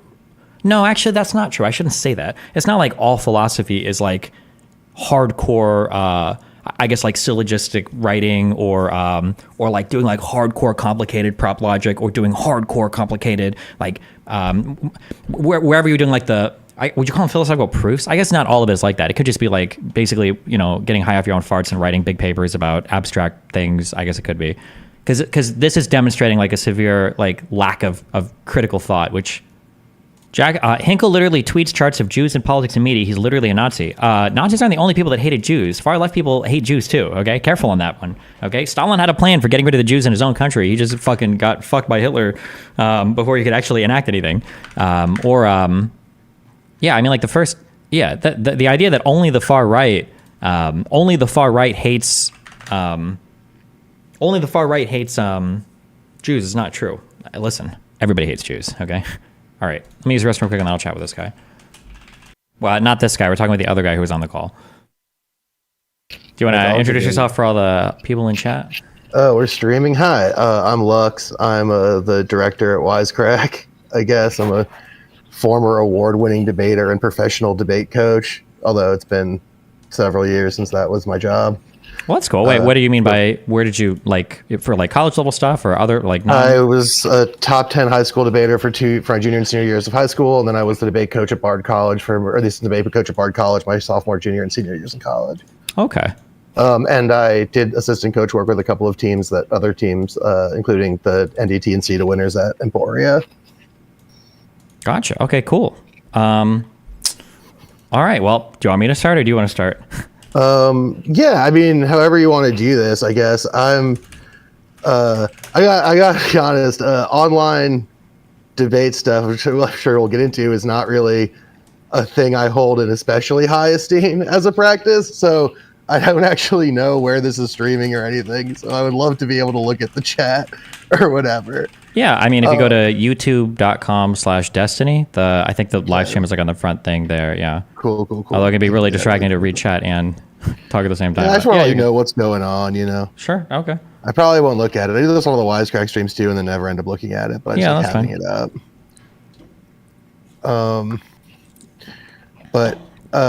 Yeah. So yeah, I mean, I guess how do you want to do this? Because I'm There's a bunch of shit we can talk about, obviously. There's always a bunch of shit to talk about.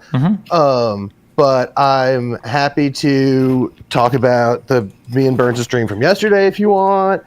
If you want to talk about what umbrage you took with the stream from yesterday, we can use that as a jumping off point. Yeah. I can jump in from sort of my approach to it, however you'd like to do this.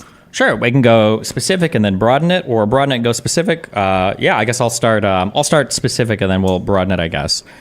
I think the first thing that I get a little bit frustrated about is I feel like people that are in communities outside of what I directly interact with seem to obsessively misrepresent my motivations, what I say, debates I've been in, and it seems like it's always done for like social credit purposes.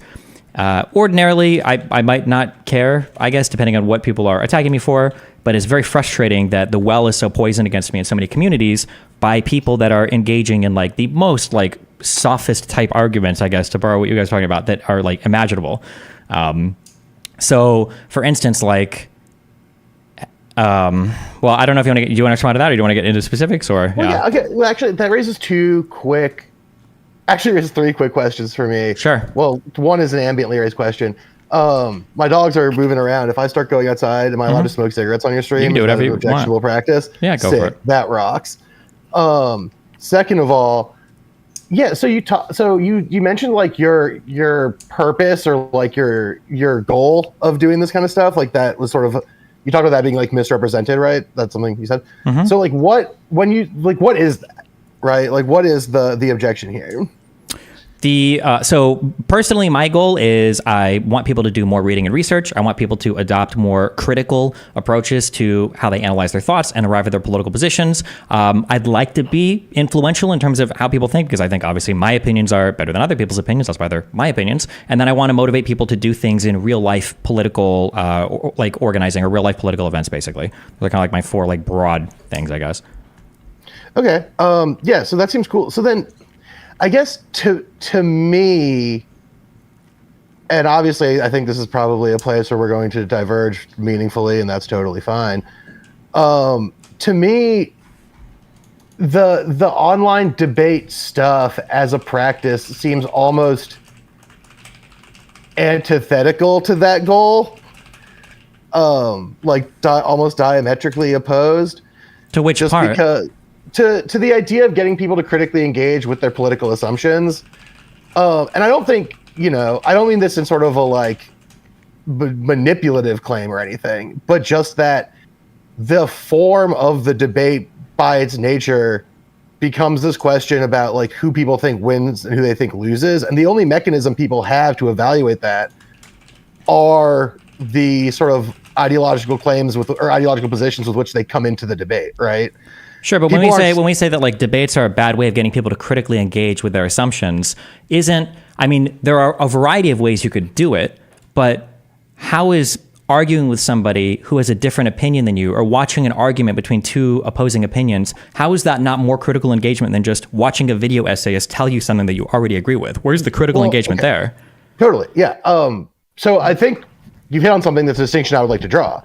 I think arguing with people is a great way to enhance your critical engagement of a topic. I do it all the time. I love it. It's so fun. My girlfriend is mad at me constantly because of this tendency of mine. But I think watching a debate has a different set of pre-existing, good way to put this, pre-existing, agendas is the wrong word, but I'll just use it because you come into it with an ideological bias. I agree with you, but nothing about that is. And so then, as a watcher, you're judging that debate in those terms. And so instead of it challenging those presumptions, it's a matching game to who matches those assumptions more effectively. Yeah, but you're describing every single thing. All things are like this. Even going into a college classroom, you can come preloaded with ideological bias. Going into a video essay, you can come preloaded with ideological bias. Going into anything, this is the case, right? Right. Yeah. I think like one thing we try to do at Wisecrack that we're not always super good at, and something that we try but we're not great about, obviously, is that like we try to present alternatives to our own shit and leave the citations as visible as possible, cite our authors, etc., to encourage further work on that kind of stuff. So you acknowledge so you guys might do that sometimes. That might be the case, but you acknowledge from my video that wasn't the case. You took the word of a self-admitted propagandist Hassan about things that he said about me, most of which were completely, totally not true. You took that word at face value. Well, no, I personally was mostly reacting to your reaction to the song clip, which is what I saw. Sure, but even your reactions, like for instance, you know what a comparison is, right? You know that a comparison aren't two identical things, right? Right, but I was saying that was a bad comparison. When I say that debate is an important part of political movements because debate has been, especially in the United States, like a really important part of convincing people to do things, and then I cite like the Federalist Papers where politicians or politically minded people writing to ordinary citizens trying to convince them of certain ideas, how is that a bad comparison? I think that's a bad comparison for a couple of reasons. I think the first reason it's a bad comparison is that those people aren't actively being sort of in the role of entertainer, which regardless of both of us, that is part of our job. And I think it's sort of silly to pretend like it's not. I also think it's a bad comparison because there isn't the sort of immediate feedback reaction. And while there were some immediate partisanships, the question of partisanship was part of the thing being defined. I also think it's a bad comparison because, I guess this sort of falls in the first or second thing. It wasn't like a YouTube or Twitch debate, right? Those are just papers being written. There are also papers being written somewhat for ordinary citizens, but also for other politicians. There was a very specific rhetorical and intellectual frame in mind. Sure. So hold on. They were writing to newspapers at the time. They didn't have internet connections. Not all the Federalist Papers. Like not all of those debates happened to newspapers. I thought the Federalist Papers were all published to newspapers. They were published under pseudonyms to newspapers in order to convince citizens that this is why we need a federal government. That's why they were called the Federalist Papers, right? Yes. Yeah. Right. They were. So they were written in papers and newspapers, not in academic journals and not in halls debating each other. They were literally written in newspapers for the common man to, or as probably like landowners or whatever, but like not politicians to like consume and to consider those arguments. You mentioned, but already the landowner distinction and the anonymous distinction are like pretty substantial here, right? Yeah, in the United States now, thankfully, voting is extended to more than just landowners. So I imagine if they were writing the Federalist Papers today, they would probably not just write it in a way to landowners. They'd write similarly to how like the Communist Manifesto was written, right? Which was a pamphlet that was supposed to be accessible to anybody, right? For sure. But I think that, again, I'm not going to say they didn't have an economic incentive because that's silly. Of course, they had an economic incentive to create those arguments because, like, fucking obviously, right? The whole civil or revolutionary war was effectively a project of economic incentives. But you guys are gonna get to see my kitchen because that's where my cigarettes are, I guess. But yeah, so that's true for sure. But I think that you're right that if it was written in a different context, it would have a different implication. But the fact of the matter is that, like, there was a given expectation of ideological position, et cetera, into those. And again, like you said, they're published anonymously, right? And they weren't meant to be immediately reacted to. They were meant to be effectively propagandistic positions. Yes, but I don't think, but none of that, the only point I'm making is that, like, convincing other people of your opinions via some kind of persuasive process, it could be like a pamphlet, it could be televised debates in the United States were incredibly popular, and they still are. It could be, like literally two politicians arguing with each other. Like, these are part of our historic tradition in engaging in politics, right? Yeah, totally. I agree. I think that's true. My point is that, God, and my lighter's not working. This is embarrassing. But no, my point is that, well, that's true. I think that the context of the YouTube debate and the community around YouTube debate, Twitch debate, online debate, whatever, has rendered it in such a way that the comparison of its political stakes or its political function to something like the Federalist Papers is not a good comparison, right? I understand. Well, I know you're saying that you're just reasserting your conclusion, but I'm attacking every single premise that you're laying, and I think they're either. I'm not reasserting the conclusion because the fundamental warrant of the claim, right, is that the act of it being a YouTube phenomenon, the act of having a chat watching, the need to constantly be doing this to reassert its own value and to justify its own existence by performing it over and over and over again, negates to a certain degree its value as a political tool. So you think that meaningfully, you think that having a chat watching or getting active feedback meaningfully negates debate as a form of like political activism or political exercise? I don't think it negates it entirely. I just don't think it has Like, give it nearly a the value percentage people from say 1 that to 100%. Like, how much does it negate the meaningfulness of it? I would say that its political efficacy, let's say halved. Let's say halved. I don't know. I don't have a lab in front of me. But, like, for instance, right? Like, as soon as Burns posted that he was like, I don't even know how this whole thing started. However, Burns posted whatever he posted that led to all this whole thing. But my fucking Twitter blew up in a way it has never blown up before, with people saying shitty stuff to my friend before anyone had said anything. Wait, shitty right? stuff to your friend. Wait, what are we referring to now? To the tweet, whatever Burns tweet it was that led to us having this conversation. Oh yeah, because I'm like, watching him and you are like tearing through on this like this weird, just every like the arguments you're giving right now. By the way, I don't necessarily disagree that there are more effective forms of political debate than others, but like the arguments that you used on the stream were Destiny thinks he has the same prestige as the founding fathers, which is that's the point of the comparison. Had nothing to do with prestige. It had to do with no, it's not. I don't mean prestige in terms of like, whoa, look at this fucking guy. No, you did. You did. Hold on. You did. Yeah, because later on you go on to say like, oh, he thinks it's as important as like what these guys were saying than when these guys were real politicians passing legislation. Those are the arguments you were using earlier. Now you're using a whole different set of arguments. You acknowledge that like none of the arguments you've given me here, you didn't say any of these. The argument that I make later in that video is about performativity and the performative function of debate and how I don't think it's good. Yeah, but when you say the performativity, but you're saying now that it's just that it's the fact that there's a live audience with feedback. Well, that's what it makes it a performance, is that you're performing to a group. Well, right? You define performance that way. Wait. When you say performativity, the implication isn't that you're performing to the group. The implication is that you're changing the content of what you're saying for that performance, right? Those are both true, but I think if you like look into performance theory, a pretty top end part of it is the idea that it's for an outside viewer. Like that's. Well, but then in that case, everything is, depending on how you go by, if that's the definition for performativity, then everything is a performance. Right. Most things are. And I'm saying that the performative aspect in this case is a problem for its political efficacy. But haven't we said before that every type of like online stuff can hold a decent sway over, like when we look at like Charlottesville, a lot of those guys came from literally online fucking forums and shit. Or when we look at, I'm not going to say that like people don't get politicized online. They obviously do. I don't think that that's wrong. I think what I take issue with, what I think is sort of silly and self-indulgent, is the idea that something like what you and I are doing right now is anything more than litigating debates that other people have had in more compelling and more interesting ways in other places. But like you say, more compelling and more interesting, by what metric? More interesting and more compelling. How are you measuring that?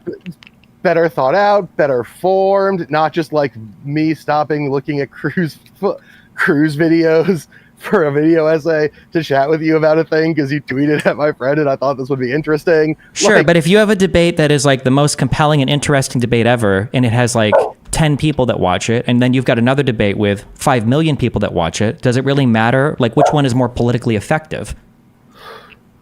I think that's an interesting question, because I think that something like, for instance, the Foucault-Chomsky debate, which I like quite a lot, is extremely fascinating and has turned out to be an extremely important political document, even if it wasn't at the time.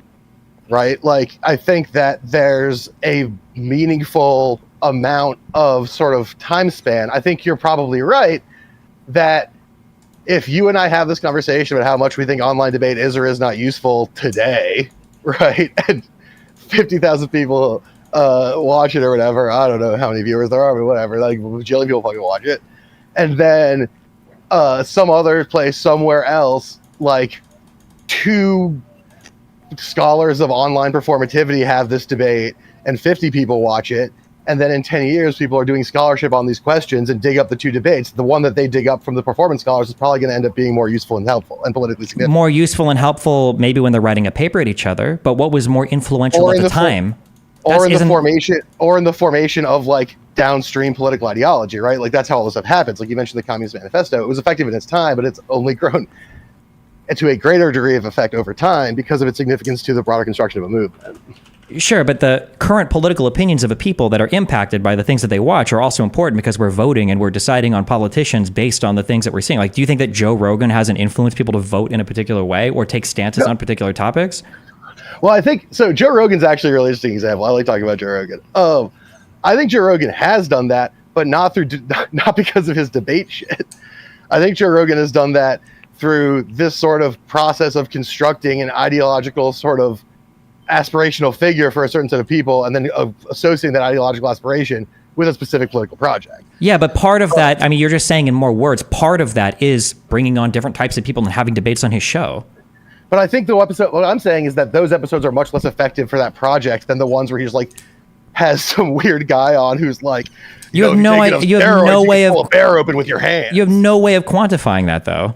You're right. I don't. But by my estimation of talking to people who've watched Joe Rogan, of having spoken to Joe Rogan in life by mistake once because I live in the same town as him, things like this, I have come to that conclusion. You're right. I can't quantify it. I cannot. Wait, so when you talk to Joe Rogan fans in real life, one of the first things I feel like they always bring up is like, oh, I like Joe Rogan because he'll bring on anybody. Yeah, I think that's something that they like they like, but I think a lot of people, I talk to them about their politics, how they derive their politics from Joe Rogan, talk about very specific ideological baselines that Joe Rogan reiterates over and over and over again. And those ideological baselines are more often reiterated and more often calcified in the episodes where it's just like two guys talking about like, whatever the problem with women is or something. Sure, that's a part of it. But I mean, like the debate aspect is a part of it as well. Like it's a whole thing. I'm not saying that the debate aspect doesn't exist or have some implication. I'm saying it is the lesser of the. If we're going to split into two sections, it is the less effective of the two. It might be, but it could also be a necessary element, right? Like it might be a thing that where the other thing weighs more, but if you don't have this other part, it doesn't necessarily work as well. Like if Joe Rogan refused to have people on of contrary views or whatever, then the other parts of him talking about monkey magic and mushrooms, people might not care as much about. It's like, oh, well, he doesn't even bring on opposing views. Yeah, I think that's right, but I don't think it's because the debates are so good. I think it's because it gives him a veneer of legitimacy. Sure, that's fine. A debate might give you a veneer of legitimacy. There's like an aesthetic versus a function of it. Sure, that's possible. Well, I think that. Well, and that's sort of getting towards the performativity thing I'm talking about, right? Is that like a lot of this is just aesthetics. Like I think this conversation we were having would be a perfectly fine one to have at a bar over some drinks, and I think that that's great. I love that. But I also, you don't think anybody listening to any of these conversations aren't getting influenced in any way, size, shape, or form? No, I think they are. I think that my claim is that there are more effective, and if not more effective, more intellectually rigorous mechanisms for doing that I think are a better mechanic for that kind of engagement than online debates. You keep saying like even in the burn stream, right? That we were talking about, I say a bunch of times, if you like this shit, go do it. It's fine. Like you can have your cool debate TV show that probably has some ideas in it. That's neat. Like. But that's not what you're saying. You're saying that you can do it. It's fine, but it's a total waste of time. And there's like a way better way to engage. Like just because there's a better way to do something doesn't mean that the other thing is worthless, right? Yeah, I'm not saying it's in the burn stream. If you're gonna cherry pick things I said in the burn stream, you got to do all of it, right? Like on that stream, I talk about like it's fine if you like it, and I even have at the end there's a part where he's like, "Do you think these things are totally worthless?" And I say no. Right? I say that like there is some value to honing ideas, banging them against each other, and watching that can be fine. If it's fun, you like it, that's good, whatever. I just don't like it. I think it's silly. But like that doesn't mean that it can't conceivably have value for someone, obviously. Like it's wild to presume that. Do you think that part of the reason why it's hard for these debates to have value is because people like you and your co-hosts like constantly like in bad faith like ascribe all this malicious intent and like degrade like any of the opposing opinions that other people might have? Do you think that hurts people's ability to engage or take anything of value from these things? Like I think it's funny to call that engagement in bad faith, because I think early in that video I go, look, the way Destiny debates doesn't make him a bad person. Like, no. Hold on. Your claim over and over again was that I'm like rhetorically, or well, your co-host said this, so I'm assuming you co-sign it. Maybe you completely disagreed with him, but it was over and over again that like, oh, Destiny's just rhetorically effective, but doesn't engage in any factual analysis, which is funny because that's what Hassan does, is all rhetoric and no factual analysis. But you're like comfortable parroting that opinion that like, oh, it's just rhetoric. Oh, it's just like bullying each other. When it's like, that's just one aspect of what the debate is. There's like the whole note taking, the researching, the before and the after. There's like a whole process to this thing. And it's just. Again, on that stream, I said, I do not find the amount of rigor on the streams that you do, and I also lumped in Ethan Klein, Hassan, other people in the same group. I said I do not find the amount of intellectual rigor this work compelling. That's in true. With regards to what topic? I mean the few times I've watched, but as I've said on this stream. Well, no, give me an example. Like, what's the time you've watched? Where like, oh, there's no intellectual rigor here. I mean, the N-word stuff that popped up today, I found to be very sort of shallow and lacking a sort of structural analysis of power in a meaningful way. Yeah, we didn't engage because it's not a huge topic for that. It was like a 20-minute conversation that somebody wanted to come on and have. It's the thing that I heard about today, so it's on my mind. Well, Right? you had this opinion because you gave a whole thing about me yesterday when you were on the things. You had an opinion before today, there's so there's the Finkelstein debate, which I also thought was very silly. okay. What did you? I'm curious. So for the Finkelstein debate, what was silly about that? What did you? I thought that it really lacked a structural analysis of sort of the historical power dynamics that were at play. I agree with that, but why did it lack that historical structural analysis?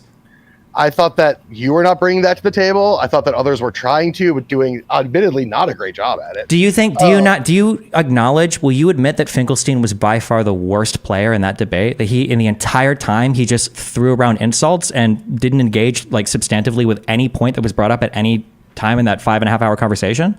I think he engaged more than 0%, but I will say I expected better from him in that debate. Do you acknowledge that he was the most like abstinent, the most like insulting, the most ad hominem throwing, the most belligerent?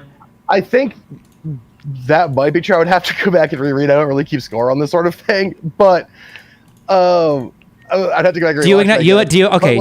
Are you aware? You maybe not aware. Are you aware? You would be if you watched the whole debate. That he was literally on like Brianna Joy Gray's show, laughing about how he intended to go into that conversation in bad faith. That when Moeen was like seriously arguing with us, he was like, "Oh no, like you're not going to legitimize them. I just want to scream at them." Like he literally was on Brianna Joy Gray's show talking about this. That he was going into that with the intent of just like stirring shit up the entire time. I don't watch her show, so no, I didn't know that.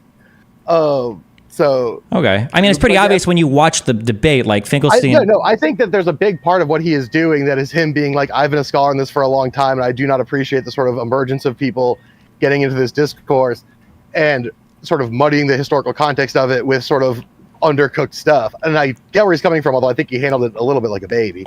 But like that was very clearly what was happening. I understand that to be true.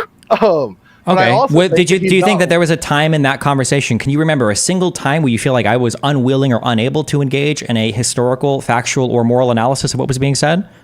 I think there was a lot of parts where the historical perspective was reduced largely to. So I'm grabbing a ginger ale. It's hot outside. I live in Texas. It's like 96 degrees.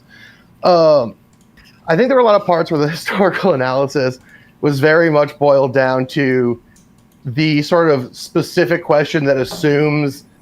Like the specific framework that kind of assumes the necessity of the Zionist state or the inevitability thereof, without sort of engaging the many failures on the side of the Zionist entity to like, actually in good faith construct a peaceful dialogue. I think a lot of that got written out of that debate. I think a lot of that didn't get engaged with as precise as it could have. Well, sure, but this wasn't my fault. This wasn't even Moeen's fault. It definitely wasn't Benny Morris's fault. This was because Finkelstein came there with 2 Benny Morris quotes and then wanted to scream ad homs for the rest of the conversation.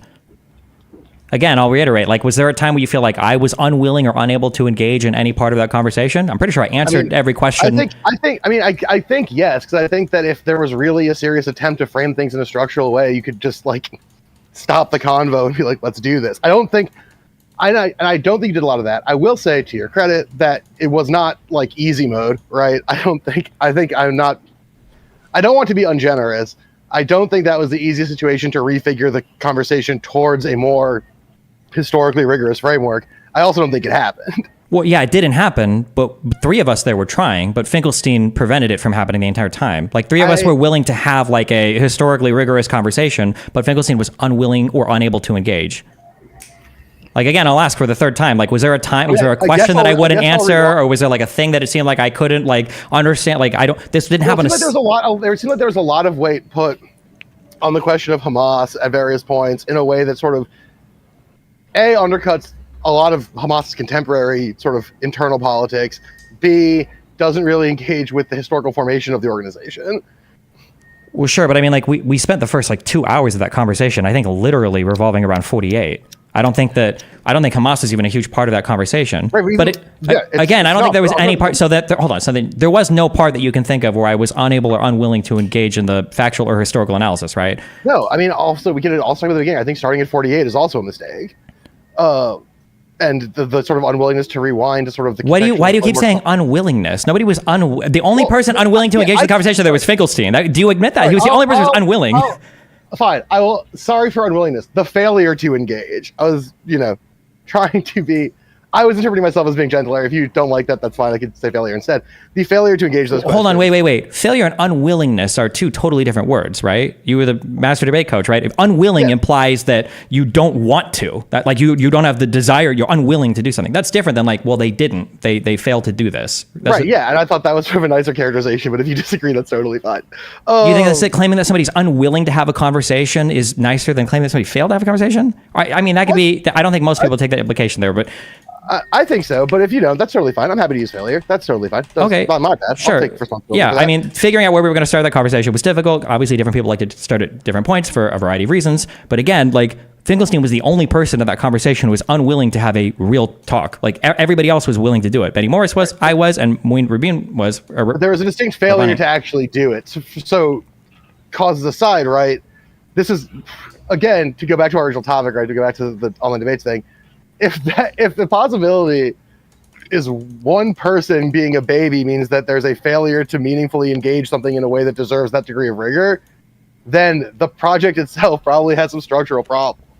Yeah, but I mean, this is true of everything. Like a couple people can ruin almost anything. Even the peer review process can be fucked depending upon your particular institution or the people that you're working with, or like. Oh, don't I fucking know it? But wait. So then, what is a process that you hold up as better than? I don't think I do think the peer review process is better, even if it can be totally fucked. But like, my point is more that the claim that online debates provides a sort of intellectual rigor when it has all of these sort of pitfalls and traps built into it, that it's not doing the job that you want it to be doing. Yeah, but it's because of people like you and your co-host. That's the frustrating part. Is that nobody will engage on a... So I listened to your guys like talk about all of the criticisms, I guess, that you guys had of me, or mainly your co-host, to be fair, not necessarily just you, although you kind of do it as well. There wasn't a single substantive analysis or disagreement on a single thing in this entire conversation. And even when you just did it now, over the Finkelstein debate, there wasn't a single substantive disagreement ever. It's all based on like feelings and vibes. What? Well, it's because it's been months since I watched the debates. I don't have a key poll for it. Right, like sure, I know, but I mean, like, it's frustrating that every single person that I talk to seems to run into the mouth like, well, I don't remember a single thing you were wrong about. And then when I go and watch any of the critique, there's none. Like, this video was a video that got put up that involved at least like a 30-minute chunk here of like big critique. And I always make this joke before I watch on stream, like, well, okay, guys, maybe today this will be the first one where somebody brings up something of substance, but it's not. It's just this vague allusion to like these like philosophy terms, and like that's it. To characterize the video like correctly. The video wasn't about you, right? The video was about online debate as a project. You can say that, right? But I'm the lens through which you're examining it. You literally listen to a 10-minute, or you listen to a clip of like Hassan shitting on me for a few minutes, and then shout out the, and then shout out the Wired person for talking about it. I think you claim that I think I'm like as prestigious as a founding father, and then, I guess you can say that it's just like a general analysis, but I'm pretty clearly like the focal point of this section of the section here. I think that's a little bit self-indulgent, especially for the part where I was on the show, but. And I can't speak to the rest of it because I was busy doing other stuff. But like, because I don't watch the whole thing. I was busy doing my job. But like, that's fine. I mean, like, if you are inclined to take that as like a rigorous rebuttal, and that being the purpose of the project, like that's your prerogative. I think it's not that I'm claiming this is a rigorous rebuttal. I just think it's funny that when you guys spend 30 minutes talking about people's obsessive focus over rhetoric and engagement in sophistry, that all you guys engage in is rhetoric and sophistry, right? Like if you wanted to say like, oh, this guy like only cares about rhetoric, and he only, he's a sophist or whatever, here are like 2 or 3 examples of this, then I'd be like, okay, this makes sense. Like, yeah. But to just engage in like vibes and feels where it's like, oh, well, I think he like defends the N-word and that's why I don't listen to anything that this guy says, or like, oh, and here's Hassan giving like scathing critiques of him, all of which were untrue. And then like, this is like so basic good. And it's like, okay. But again, like, you're talking about parts of the video that I wasn't on. Burns isn't here. Seems a little unfair, especially since the whole premise of me being here is you being like the guy getting critiqued ought to be able to defend himself. So. Oh wait, the other guy? Oh, you mean the guy in the video isn't here? Yeah. Oh, listen, if he wants to be, yeah. Well, the other guy won't talk to me. Well, he's busy. No, he's not too busy to be on Twitter all day, like tweeting at all my fans or whatever. I mean, I know he's doing stuff because I'm getting messages about the stuff that we're working on. So like, well, hey, listen, I'll come on an episode of your show. It'll be a high viewership episode. I'm sure it's worthwhile financially for you. That's something y'all can talk about for sure. That's not my bailiwick. But like, I'm, whatever. I'm not the programming guy. Y'all can do whatever you want.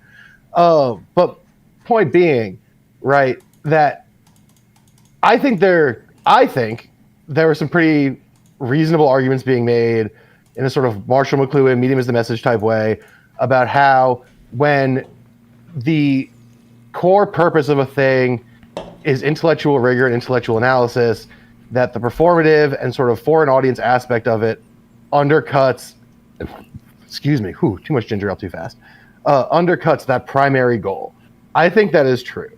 I think that what ends up happening, like I've said, is you get a lot of sort of my guy versus your guy stuff, and there isn't. And I think that there's ways to fix this. I don't think that online debate necessarily has to be this way. I talked about that in the video. Hold on. I agree with everything you're saying. I 1,000,000,000% agree. I spent a lot of time thinking about this. I do agree that there are these huge hurdles to overcome when you're having debates. People are super ideologically dug in. People engage in a lot of argumentation that has nothing to do with like the actual factual construction of the argument. I agree with all of that. My issue is that's what you guys are doing. I try not to do that, but so many of you guys on the other side just have so much insane shit to say about me. And like I spend so much time like writing stuff down, taking notes, doing research, publishing videos, like talking about my debate strategies, like talking about the facts I go through. And then when I wind up in a debate with somebody like Finkelstein, he calls me names the whole time. And then everybody in like this other political camp like starts laughing. They're like, that was actually epic and owned. And then they come back and they go like, oh, well, actually, I think debate's not a worthwhile way to convince people. It's like, why? Because you suck at arguing? Not you personally, but like that's what it feels like. Like people just get mad at me and then they make these crazy characterizations of me. And then it's like, oh yeah, well, like why not just like not talk about it? Just leave me alone. Like just say like, oh yeah, I don't think debate is that like important online. So I just don't think about those people. That's fine. Why be like, oh yeah, Destiny made this comparison about the Federalist Papers being political debate because he thinks he's as prestigious as a founding father. Why not just like not talk about me? I mean, so discussing the contours of what internet debate is interesting. I like doing things that are interesting. I like things that I am interested in. I do the job that I do because I enjoy thinking about stuff. That was a fun thing to think about. I took a little bit of a time out on a Wednesday to have a conversation about a thing I think is interesting. I think that's pretty normal. I also am a little confused because if you agree with the sort of critique that I have as a generality about the nature of online debate, then I'm a little confused why you're also saying that the arguments that are being made are bad or unworkable if you agree with the basic claims that are being made, right? You see what I mean? The argument, no. Like if I go on the street, I understand what you're saying. What I'm saying is that like everything has like pros and cons, right? So if you were interested in the analysis of a thing, then you would probably go through the entire thing itself. You wouldn't just spend the entire time shitting on it, right? So online debates have like what? That's a mischaracterization of what happened in the video, right? There's parts of the video where I talk about the value of debate. I answer chat questions about it. At the end of the video. I only watched this 30-minute chunk in the middle, and then I found you. So there might be at the end. Maybe you say something more about it. Yeah, at the end, I talk about how there's value in honing ideas and stuff. I don't like it. I think it is silly. It's not for me. But like, obviously, it's insane to say that it is totally valueless. I think that's crazy. Okay, then you shouldn't have any confusion over my position. There are limitations to debate, but then you try your best to control for those limitations, right? If you feel like people engage in some things negatively, then you try to control for that. Just like in peer review or in academic publishing, there are negatives, and you try to control for that as well. Like and I talk about that in the video, right? That like I think a thing that is missing in a lot of these online debates is the presence of sort of an arbiter or moderator or judge, right? The way that you have a policy debate. And as much as I don't like policy debate, there's a reason I stopped working in the field. Like, I think that presence matters a lot because then there is someone to actually arbitrate the claims that are being made, to look at evidence, to make analysis based on what's actually material versus what's just characterization. That's great, and I love what you're talking about. That would be awesome. That doesn't exist right now, right? That's not a real thing. Right, well, that's my point, right? Is that... Then why not ask for like, oh, like I think online debate, like it can do this. Like we need to set this up though, or this, rather than saying like, oh no, actually all of this is dog shit. These people have no principles and they do it performatively, and then... I did that in the video, right? What, in the last like 10 or 15 minutes, or? I say in the video that there needs to be a judge. The fact that there's no judge is a problem. If you wanted to do something like that, that would be great. I'm not an online debating guy, right? I'm just a guy. I make movies and I make video essays and I do comedy. I used to be a debate coach, but like I'm like that's not my job. But you are an online debating guy. You are a guy who seems to whether we agree to disagree on this, well, like, you seem to think this has a lot of value, which like chase your bliss, like that's fine. But if you think that's true, and you also think that there are these structural inhibitors to maximizing the thing that you wanted to do, then if you wanted to do that, you could just do that. You try, but it's not that easy, right? The Finkelstein debate that you brought up, that had a moderator. Lex Friedman was the moderator to that. If you're talking about like a more structured debate with a moderator, like keeping track or keeping score, like how do you even do that on a debate over like the efficacy of vaccines? Like neither side is going to even agree on what the moderators should look like. There are shows I've been on where the moderators have like sided against me. I went on Breaking Points and I did a debate against Omar Badar and Ryan Grimm. Basically, both of them arguing the whole time. I argued against Sebastian Gorka and Konstantin, a guy that does the... Oh, man, one time I prank called Sebastian Gorka, and he got so mad at me. That was so funny. Sure. So I mean, like these are things that like we're actively looking to try, or at least I like actively try to do this to elevate the, I guess like the conversations more. But again, the engagement from the other side, and it's always people that seem to disagree with me that are really mad that their particular figures are getting, like smashed up, or can't have a conversation, or can't represent their views outside of like instead of arguing the position that other people who aren't me, who you don't like, have. Like, I'm the one who's here, right? I don't. Sure, that's fair. Maybe I'm ascribing too much of what your co-host said to you, I guess. Yeah, well, Burns, but also just like it seems like you're talking about a bunch of people who just like exist on the internet, which is tight. I mean, like. No, I'm talking about what he was saying. These are things that like he was saying in the conversation that like he said I have like no principles, and that like my goal for debating is just to make money and. Yeah, like I don't know your political principles. I have a strong sense that on some of them we probably disagree fairly strongly. I probably have 20-ish more minutes I can do this. If we want to get into it, we definitely can. I got, whatever. Sure. But that's sort of, I think, what Burns is getting at, and I think there's some truth to this, although I'm not going to ascribe your personal motivations that can't live inside your brain, is that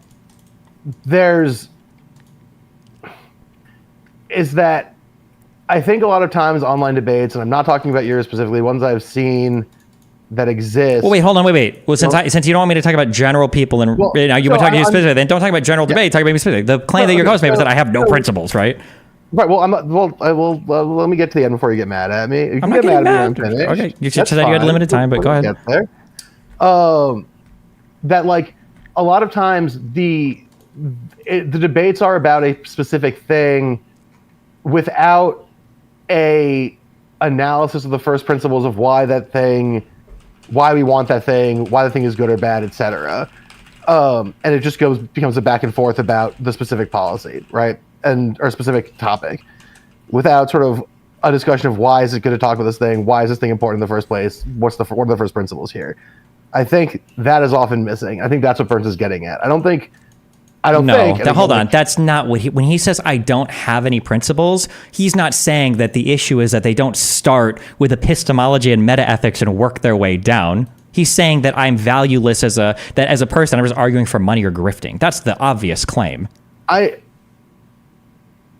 can't speak to that. I don't think either of well, again, I'm not even gonna try and speak for Burns because I can't. But like, I think the core of it is like, for instance, correct me if I'm wrong. Okay, because I might be wrong with this. So like, feel free to correct me.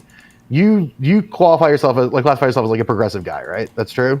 Center left progressive. I don't usually use the label progressive anymore because I think progressives online are gotten crazy. But yeah, it depends on who I'm debating on what topics. Okay. But sure. So, but then you've like made a bunch of donations to like police projects, right? I did one time. Okay, so right, this is why I'm double checking everything. So like those those don't feel like aligned. But then okay, so then I guess the third question would be wait. So is there a strict orthodoxy? I skipped a step. So let me I goof. Okay. So let me ungoof myself. So then like, what is it about center left? Like, what are the values that you have that make you feel like center left? Like, what are the things you believe in to be true? Like, what goals do you pursue in that capacity? Like, what does a better society look like to Destiny? Sorry, I don't know your actual name. Sure, Stephen. What does a better society look like to Steve? I guess like in the most broadest macro sense, kind of like a Rawlsian curtain type of thing, where I think that there are distributions of tax policy, econ policy, government incentives, educational stuff, where we can move things in society to benefit the most amount of people. That if we utilize things, so for instance, we understand like marginal utility, we can understand that a guy that makes $1 million can probably lose $10,000 and not lose much, and a guy that's making $10,000 could receive $10,000 in subsidies or benefits and gain a whole bunch of stuff. That access to education and healthcare are good equalizers. I mean, it's going to basically be like your standard lib or lib progressive takes on things related to taxation and redistribution of wealth. And then when it comes to social policy, it's going to be like depending on what particularly we're talking about. But I'm generally like a really big advocate of like pro LGBT stuff. I'm generally a big, I say advocate. I mean, I support their rights. I mean, obviously, I support like protected classes. There are things where I think when the empirical evidence looks sketchy, I don't like support as much. So I'm not sure how I feel, for instance, about like affirmative action or DEI stuff. I don't know if there's been like good evidence to show that these are like efficacious ways of improving the positions of minorities in society. But yeah, these are like broadly speaking my positions. We can go deeper or not on any particular thing. So then, to me, there is and obviously, like you can reconcile this. This is something that I have difficulty with. There's some tension between being like I'm an advocate for protected classes, for LGBT rights, and also being supportive of like police as an institution. Right? I don't think so. I think everybody likes police. I think we need people to be able to arrest people when they are committing crimes or doing bad things to us. Right, but the policing institutions in America don't do that very much, and they mostly tend to protect capital, harm people who would be protected classes. Okay, well, nobody in the United States seems to agree with that on a broad level, and I haven't seen a compelling replacement for the institution of policing. If somebody had like a suggestion of like, oh, well, like here's the thing we could do instead of policing, I'd be like, oh, okay, maybe I would consider this idea. But since I haven't seen that, all I can really advocate for is more transparency. I personally like am a big fan of something like community policing stuff. Community organized policing, community centered policing. Really, you're going to trust and give the liability to a person on the block to kill somebody if they have to, if they're breaking into a home or trying to stop a rape or. I mean, that's effectively what's happening now, right? Except that they're people from like Long Island or whatever, if you live in New York. Yeah, but I mean, like, there's a whole process and institution that we can hold accountable and have some level of. So they never get held accountable. Never. Cops have never been fired. Have never been arrested. Have never been. Very rarely relative to the number of problems. Okay, can you give me an example where community policing has worked better than like an institution of policing? Yeah, I think I actually can. Hold on, I just saw something about this recently. Let me see. And actually, you know what? The example doesn't even matter. When I'm asking this question, what I'm trying to demonstrate to you is that I don't have a principled attachment to the institution of policing. Nobody should. I have a principled attachment towards trying to keep people safe in a society where not everybody can obviously defend themselves. And from what I've seen, I haven't seen or been exposed to anything where the institution of policing does a better job than that. Now, if somebody was like, well, actually, in this country, on every block, there's like 2 people designated to do whatever thing. And in these, you can actually see the victimization has fallen, or compared to other like areas, it's way lower. I'm like, oh, okay, well, I probably like advocate for that system. And that seems like a better way of doing things. I've just never seen that demonstrated before. Okay, so that's fine. But I guess the broader point here being that there's, and this I think to a certain degree is very much not your fault, but I think it is a real thing that exists. I know I deal with it also. There is a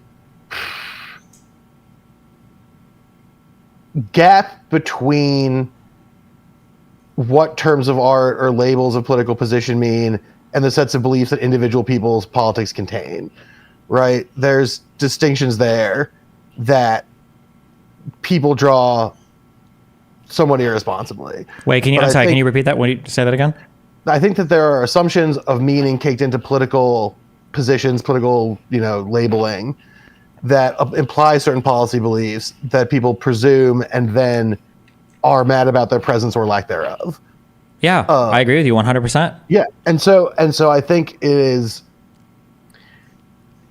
fair then to wonder where the disconnects are for certain folks. I think that, like, for instance, I am staunchly opposed to police as they are manifested now because I think they do more harm than good. I agree with you on the premise that there has to be some sort of public safety mechanism. I think the status quo publicity mechanism is worse than it is beneficial. That's fine, but I mean, like, you acknowledge that, like Ahmed Arbery, that was community policing. Zimmerman, that was community policing. So it's not like these things just by nature of they're not seamless for sure. And I think sure, but I'm just saying that, like, there's no, like, I don't see a strong argument for why it would be better to have somebody like Zimmerman running around, looking for Trayvon Martins in the neighborhood, or why the guys that, ran down in a car, a dude who was jogging and shot him in the chest with a shotgun. Like, that's a better example of policing. Right. No, those are bad. But in, like, for instance, Richmond, California did their, like, neighborhood safety thing, and homicide rates dropped super hard. There have been cities that where cops have gone on strikes and crime rate and reported crime rates have dropped. Like, there's examples in both directions for sure. But my point is that, like, or I guess, I mean, I really don't. I don't want the fucking universe of dudes who were just sending death threats to my friend Burns to hassle me online. But, like, whatever. I guess we're here. Like, I think. The Gaza thing is another one where I think the presumed center left position would be like a ceasefire and Sure. So I have some bullshit because I write a lot about, like, trying to figure out, like, how people put the beliefs together. Right. So what you're talking about right now is a thing I understand. I call this a constellation of beliefs. People assume that if you have one belief, that you have like 10 others. If somebody, for sure. I think that's bad. I don't think that's a good thing. Yeah, but then I would understand why an ordinary person would think it. So if an ordinary person hears, like, oh, like, Destiny, thinks that the N-word's not a big deal or whatever, I would imagine that they would assume, like, 20 other things, which is like, yeah, I get it. I understand why you would assume that, right? Or if somebody says, I'm pro Second Amendment, I would assume a whole bunch of things, sure. But as people that are in the position of being content creators or being debate master coaches or whatever, I would expect more. Like, when I'm looking at somebody, my goal isn't to try to say, like, oh, well, he said this, so I think there's like 30 other things he believes. My goal would be like, okay, well, you might or may not believe this. Let's see if we can find videos of it. Let's see if we can find evidence of it. Let's see if we can find, like, him actually making these statements about these things, and then we can talk about these particular things, rather than just making the assumptions and then, like, hammering down on those assumed positions. Like, this whole, again, the conversation topic through the lens of this Hassan, interview is like destroying the straw man version of me. And it's like, okay, well, I don't know what the point of all this was. Well, again, I think that was a framing device more than anything else, but that's neither here nor there. We can agree to disagree on that, whatever. I also think I just got a package, so I hope no one takes it while I'm doing this. Surely they won't. We live in a fine neighborhood. But I think that that's true, right? The constellation of beliefs thing is totally fair. I get it. It happens to me with some regularity. Also, I mean, I was not the same as you. You are someone who is much more publicly exposed than I am by design. So that'll happen. But I think that there's some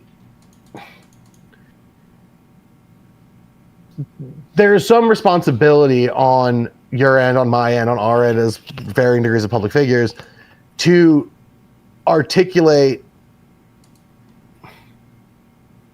the ways in which beliefs that appear incoherent or incongruous with the rest of our beliefs either function within that or are exceptions for a reason. Yeah, and I do that. I've got thousands of hours of public content. I've got notes that I publish online for anything. I've got videos all on my YouTube channel. Like, I have all of this. But the reason why that doesn't matter is because people like you guys will take a 30-second clip or take hearsay from somebody else and then ascribe that to me and then spend the time like... I mean, I'm not here ascribing anything. I'm here having a conversation with you. Now you are, because I've pulled you after watching you in the video, though, where you guys do this. Again, I'm pretty positive in the video I mentioned you like twice, and it's had examples of things I didn't like, and then mostly just talked about policy or online debate as a project. Maybe. I mean, the first thing, again, was saying that I see myself as a founding father in terms of that's the level of prestige that I'm looking for, which is like a... Well, I think I was talking about the activity of debate being comparable in that way. No, you were talking specifically about the example that I made, and you said, I think he made this example specifically because it's a prestige thing he's looking for. I don't know if that's true, but I also don't remember, because It was yesterday, a long time ago, so... I'm not a big rememberer. Okay. That's why I have a notebook. And unfortunately I wasn't taking notes on myself on the stream. But like, I'm an improviser. It's just story goes away when you're done. But so the point I'm trying to get to here is that, like, if you're going to, for instance, and like, you can clarify your position on this however much you want. That would obviously be good for me. I think clarifications are good. But like, if you're going to say defend the use of the N-word or critique the function of rap music or whatever in its historical context, that is on its face and what it implies about a historical analysis of power is at odds with like a lot of the claims that you're making about like center left positions, right? No, I don't think so. You really don't? You don't think that the historical construction of language is implicit in power relations that like construct the just because you're like, I don't think center left implies Marxist, and I don't think center left implies that you have to have the. I'm not talking about center left in general. I'm talking about what you said before about wanting this like Rawlsian curtain and like the equitable distribution. A Rawlsian curtain, right? Like that only makes sense in a context where like historical power relations aren't reified all the time. I don't think that white people rapping along with a song saying the N-word is reifying historical power relations. I think that the use of language, the normalization of certain linguistic behaviors does normalize power relations. That's fine, but if we want to argue against the normalization of anything, then you have to come out the strongest against the black community that sells music to white people using the N-word. Because nothing leads to the normalization more of it than that. I don't think that that's true, because there's a conversation about, you know, about how the power relations, the power positions of people using that language matters or doesn't matter. Sure, but if you didn't want to have we wouldn't even have to have the conversation. If the N-word was just for racists, that would be it. Like, nobody's making arguments for why everybody should be allowed to say gook, because Asian people don't make music saying Asian racial slurs all the time, right? It's only the N-word, the other argument. If nobody used it, then we just like, oh, okay, yeah, it's easy. We just don't say it. I don't think that's the causal relation here. I think the causal relation there is that there wasn't a like historical movement that like appropriated those terms. And it's also, I think, a little bit silly to characterize as black people selling music to white people when a lot of that money, a lot of that stuff is white people extracting value from black artists, right? Like, doesn't change it at all. I mean, I'm just saying that I think that meaningfully does in terms of like this question of like how power works in this. It doesn't matter. It doesn't matter though. You're creating art knowing who the consumers are going to be at the end of the day, right? Regardless of who's extracting money, it doesn't matter where the money is going. You could literally be extracting all the money could be lost from you. But like if you're making art to be consumed by people, why the linguistic difference matters, though, right? That's why the linguistic difference is because of the power position of the people involved. Not right? Today. Not today. That the link. Okay. I mean, I disagree, but I think absolutely it does. That's fine. Okay, listen, we can have this disagreement, and I can still be pro like tax-funded healthcare and education. Like, I don't think I don't think we have to be 100% congruent here. Otherwise, I'm a Nazi. Like, I think that. I'm not saying that. Jesus Christ. Right? Like, Sorry, hold on. That was hyperbole. I'm saying that I think that we can be incongruent in our applied beliefs at the end here without me having such a lack of axiomatic principled foundation that I can't possibly have other center or far left beliefs on other things by not agreeing on this particular topic. No, I agreed. But I think what you're saying and what sort of the position you have socially sets you up for is like that outcome. Like, look. Can you give me an example of how that would tie? Like, let's say that you're a conservative or you're a far right person, and then you hear Destiny's take on the N-word. You're like, oh, if he just said this, I'm going to take that logic that he's using now and I'm going to extract it and apply it to this to show him that he's a hypocrite. What's one possible position that I lose the ability to defend because of my stance on that? I think that if you took back saying advocate, but if you're someone who wants to, who is protective of LGBTQ rights. Someone hears you saying this, they say, look, they're doing the same thing with the F slur. We should be able to say that all the time, even though they don't like it. Those are incongruent positions. No. I mean, not about LGBT rights don't have to do with saying slurs. They have to do with guaranteeing like legal and like institutional protections for LGBT people. So like a non-slur argument. Obviously, you can take one slur argument and translate it to another slur argument. I'm saying what argument does this make me incongruent with for defending center left or far left positions because of my position on slurs? I think there's an incongruency there because I tend to think, and maybe we just want to disagree on this and whatever. I don't have time for that conversation because I got to go kind of soon because I have to finish the video. But that giving that sanctioning the use of language that people within a community say is violent when used in specific context by specific people becomes or gets interpreted as a mechanism by which other oppressions and other means of doing violence becomes legitimated, right? Like this is there's bodies and bodies literature on this. No, not bodies. If you've read them, then share with me. What is like one concrete example For like, well, since you defend a slur, you're also saying it's okay to lynch black people, or it's okay to fire them for their race, or not give them a job, or like, what other concrete thing would this apply to? What applied position is now in jeopardy because of this? So, it.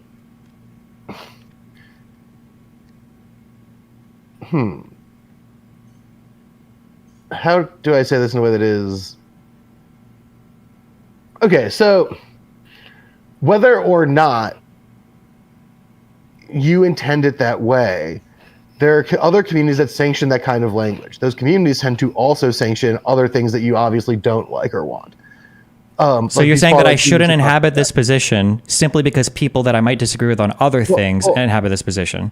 Well, and then what happens, right, is if people agree with you on that, they can theoretically become drawn to other people who make that argument and then fall into the same sort of, the next step, phasic down rabbit holes of, like we were talking about earlier, the effects of like online forums or whatever. Sure. The really okay. So I asked you for an example, and then you gave me examples. So your general logic is that if I have a position, if I exhibit a certain position, and there are other people that exhibit it who have a wildly different set of beliefs than I do, I run the risk of some overlap there. Couldn't I levy this criticism at you like a million times over for Gaza? Because Nazis and far left people are in total alignment with like how horrible Israel is at the moment. But like, I don't think you would tell. The Nazis are also in total alignment with how good Israel is at the moment, so that one's kind of a draw. I don't think so. No, that is not true. By definition, no. Trust me, they always hate Israel. Oh, that is not true. That's not true. I got yelled at and had a thing thrown at me by a guy with a Nazi armband who at a pro-Palestine rally by a guy who was marching with Zionists. Like that's like you can whatever. I mean, like, as an example of this, like, you literally, I don't know if you guys are aware of this or not, but your co-host literally brought up a far-left person, Jackson Hinkle, who you guys thought was a Nazi. He's not a Nazi at all. He's like a tanky. He's very, very, very far-left. That's been his whole thing. I don't know Jackson Hinkle's full deal. But okay, so how do you... But I'm just saying, all I'm saying is that, like, you wouldn't change your position on whether or not the Palestinians are enduring a genocide, or whether or not it's an apartheid state, or whether or not it's wrong, just because Nazis might also share similar criticism of Israel, right? You wouldn't expect somebody to make that demand of you, and you wouldn't expect to do that. Right, but you wouldn't. Would you assume that?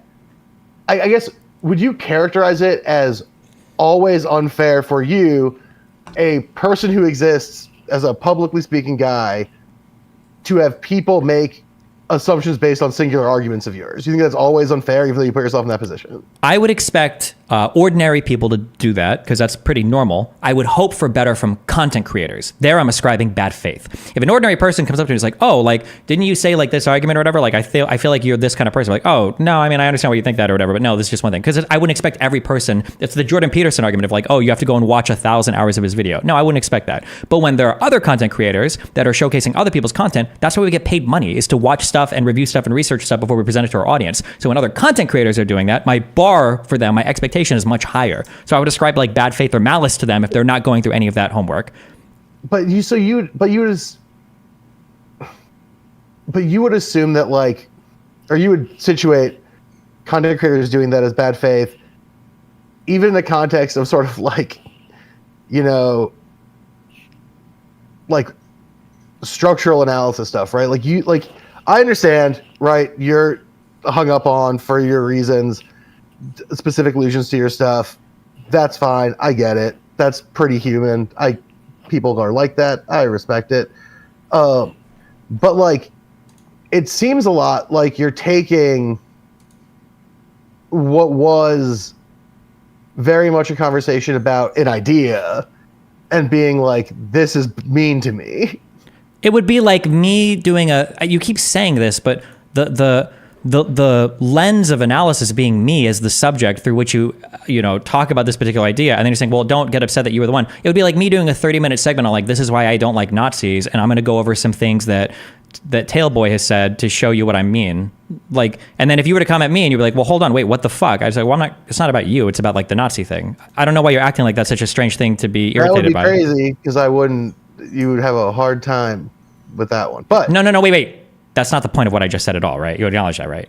Yeah. You're capable of perceiving the argument. Okay. Doing a bit. Okay. Well, it's hard to say you're doing a bit because you guys in this video call me unprincipled. You say that I engage in sophistry. Like, you're comparing me with the sophist and against Socrates, who's like the introspective one. So the bit is indistinguishable from the actual position. So it's hard for me to tell when you're doing a bit. But that's why we pay big money for improv classes, baby. But yeah, no. So okay, then I guess the question I have, just to circle back around to the original thing, is like, if the goal here is to have people interrogate their political assumptions, but for ordinary people, making flawed conclusions based off of this stuff is to be expected, then isn't there sort of an internal tension there as far as efficacy goes that is like, well, no, you're like, that's the goal there. When you're trying to be influential or an entertainer or an educator or whatever the fuck, like, this is always like the thing that you're pushing against, right?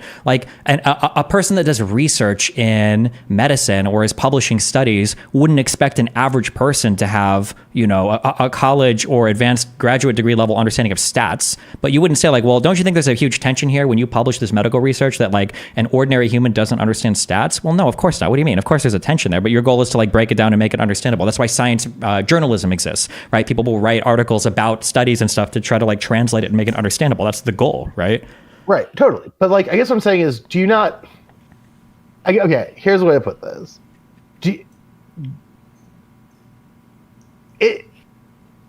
There are well, you could maybe tell me this better.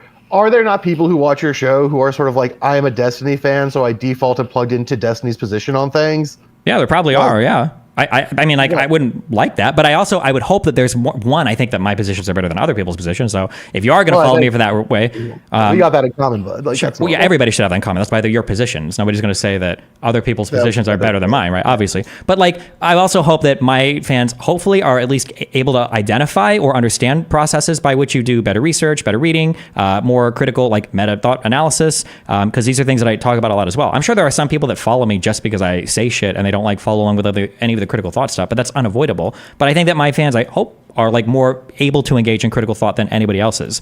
Like, my issue is that like I spend more time reading, researching, taking notes, engaging in critical conversations on a lot of these topics than literally every other political commentator on the internet. And then when people talk about me, they're like, oh, that's the N-word guy who just debates for rhetoric. And it's like, okay, I've got like 100 pages of like notes on a thing. Like, I've talked to and debated like in friendly and unfriendly terms, like scholars, academics, media people, people on the ground, like all these different things. And it's like, okay, well, that's actually all rhetoric and dumb. But Hassan, who like reads tweets all day, this guy is like a good example. This guy's base. So we're going to look at him as the really great example. And then we're going to look at this guy as a and it's like, this is like such a mindfuck to me. Well, part of that's that Hassan is like an S-tier propagandist. I do not mean that negatively. I think he's doing a good job at doing the thing that he's doing. That's true. But then when you use him and then I'm the sophist, and you just said, and I agree with you, that he is a self-admitted S-tier propagandist, like a propagandist almost definitionally, by most definitions, is a sophist. They're not engaged in like truthful like communication of information. They're just trying to like persuade you to a particular thing, whether that involves irrationality or not. So why wouldn't he be the lens through which you do these analyses from? Well, I mean, I mentioned him on the stream, but I mean, to bring the subject into it, I tend to be more sympathetic to his political positions than yours, but that's not the point here. I think the bigger point here is that, like, you know, he says that's what he's doing, and that's also, you know, what you are also doing that, and so am I, right? We all do that. We are. No, I don't. The same way that you guys say this. No, I try to engage in a way more fact-based, like rigorous form of analysis than just like, these are my political positions, so I'm going to take the side of anything. And I try to activate people for real-life political stuff, which is why I've organized like some of the largest canvassing events for multiple elections now at this point, like utilizing and leveraging my fan base rather than just like being online and doing donation drives and like bragging about a big number. So no, I don't put myself in that same category. I mean, that's great. Shouts out to people on the street. I've, you know, been organizing for candidates since 2008, baby. Let's go. It rocks. More people should do it. That's if you take nothing else away from this conversation, chat, I implore you to actually go do on the ground politics. Because that's way more useful than listening to us talk about literally anything. But the people that are here right now hearing that message are only here because they're listening to us talk about this, right? You understand that? That's the whole point that I'm trying to make, that to undermine this and say like, oh, everybody should just do this other thing. Okay, well, right now there's like 16,000 people listening. This is probably the largest platform that somebody can have to like say like, oh, we should get into this political work. But this comes off the back of like other things. So it doesn't make sense to undermine all the other things. It's like, well, this one particular thing is good. And it's like, well, but it's built off the backs of all the other things as well. Right. Yes. I think that if you want to make the argument that the fundamental function of the debate stuff is not the debates in themselves, but rather their ability as performance to attract people to a platform from which you can do other stuff that is distinct from that is good, I'm much more sympathetic to that than I am to the argument that the debates in themselves do that work. If you want to make that first argument, that the core thing here. Sure. To be clear, I don't want to make that argument. That's been the argument I've made for like 8 years. Like you've engaged with literally any of my content. But that's not the argument you're making today. Like we were talking about the debate in and of itself being the meaningful intellectual value. I don't think that that's true. What I do think is true is the thing we've landed at right now, which is that effectively the debates are a cool, fun ad for telling people to go out and do cool, good stuff. But in that case, do you understand that like a research paper is the same thing as a debate? There's no value in just the paper. The value is in the process of the creation of the paper, right? I think that a person who reads a paper can extract more useful information from paper qua paper than they can from debate qua debate. I mean, it depends on the debate, though, right? You said there was a Chomsky whatever debate earlier. There are some debates that I've watched where there's some, right. There's bad research papers. I'm talking about in generalities, right? I'm not going to say that there's no such thing as a possibly good debate. There certainly can be. I'm not going to say there's no such thing as a bad research paper. Lord knows I've read them. But like, I'm talking in generally speaking. Sure. Generally speaking, do you think a person can engage with the debate on YouTube more or an academic paper published in a peer-reviewed journal more? Aside from the paywall thing, which God, we could do hours on the paywall thing because that shit makes me crazy. I actually think a lot more people could engage with published work in a pretty specific way if they were given access to it. I think what you are right about is true. It's more people have access to stuff like this than they do to stuff like that. But I would encourage more people. Like here, this is I guess a bit of a silly thing to say for someone who directs video essays, but like when I watch video essays, I very often just go to the citations part and read what they cited rather than watch the essay. Why? Wait, that doesn't. Hold on. What is your research background? What do you? My research background? Yeah. In terms of why, like academically speaking. Yeah, because what you just said, it doesn't make any sense. Why would you read the citation of somebody instead of the overall argument they're presenting? Citations are just going to be a part that is being used to construct an overall argument. I would just read the citations I would just read because I'm less interested in their presentation of the thing than academic writing about the topic.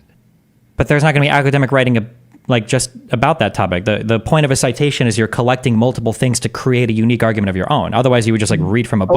A lot of video essays are people just being like, here's what this argument is. That exists. Obviously, when there are ones that are innovative, I almost said that Britishly, innovative, I will watch it. I'll start any of them, but if I start to find that they're just rehashing shit, I will just go read the stuff that they cite. It is more interesting to me in general. Can you give me an example of a YouTube video you've done this with recently? Yeah, probably. Let me. Okay, wait, hold on. Okay, listen. I'm sorry. I love you. I don't love you. I hate you people. Okay, listen. You don't know because you don't remember because you have never done this before in your entire life. If you read a research paper, why would you have to go through your history to find this? You don't remember the underlying material you just read for a YouTube paper that you just watched? Sorry, no. I thought you were asking for the specific video I read. I just read. There's a very cool research paper I just read about the history of cruises that was referenced in a different. I can see your eyes that you're reading the screen right now. You don't remember the paper that you just read. You don't remember the underlying material. I'm trying to remember the title of it. You don't need the title. Oh, you showed me the paper. Okay, sorry. I thought you wanted the title. I'm sorry. Sorry. The paper is about the history of colonialism and the construction of the cruise industry and the construction of the cruise ship as state of exception in like an Agamben context where like because of things like flags of choice and ports of call, they aren't legislated under laws the same way other places are, and that the construction of that is like an inverse of the negative state of exception that Agamben outlines for places like Gaza or whatever. Okay. Are there any final points or anything you want to bring up? Or No, sorry. I misunderstood your question. I apologize. I thought you wanted the specific name of the paper. So I was looking it up for you because I thought it would be nice if we could share a moment. But no, not really, man. But well, actually, I do have a thing.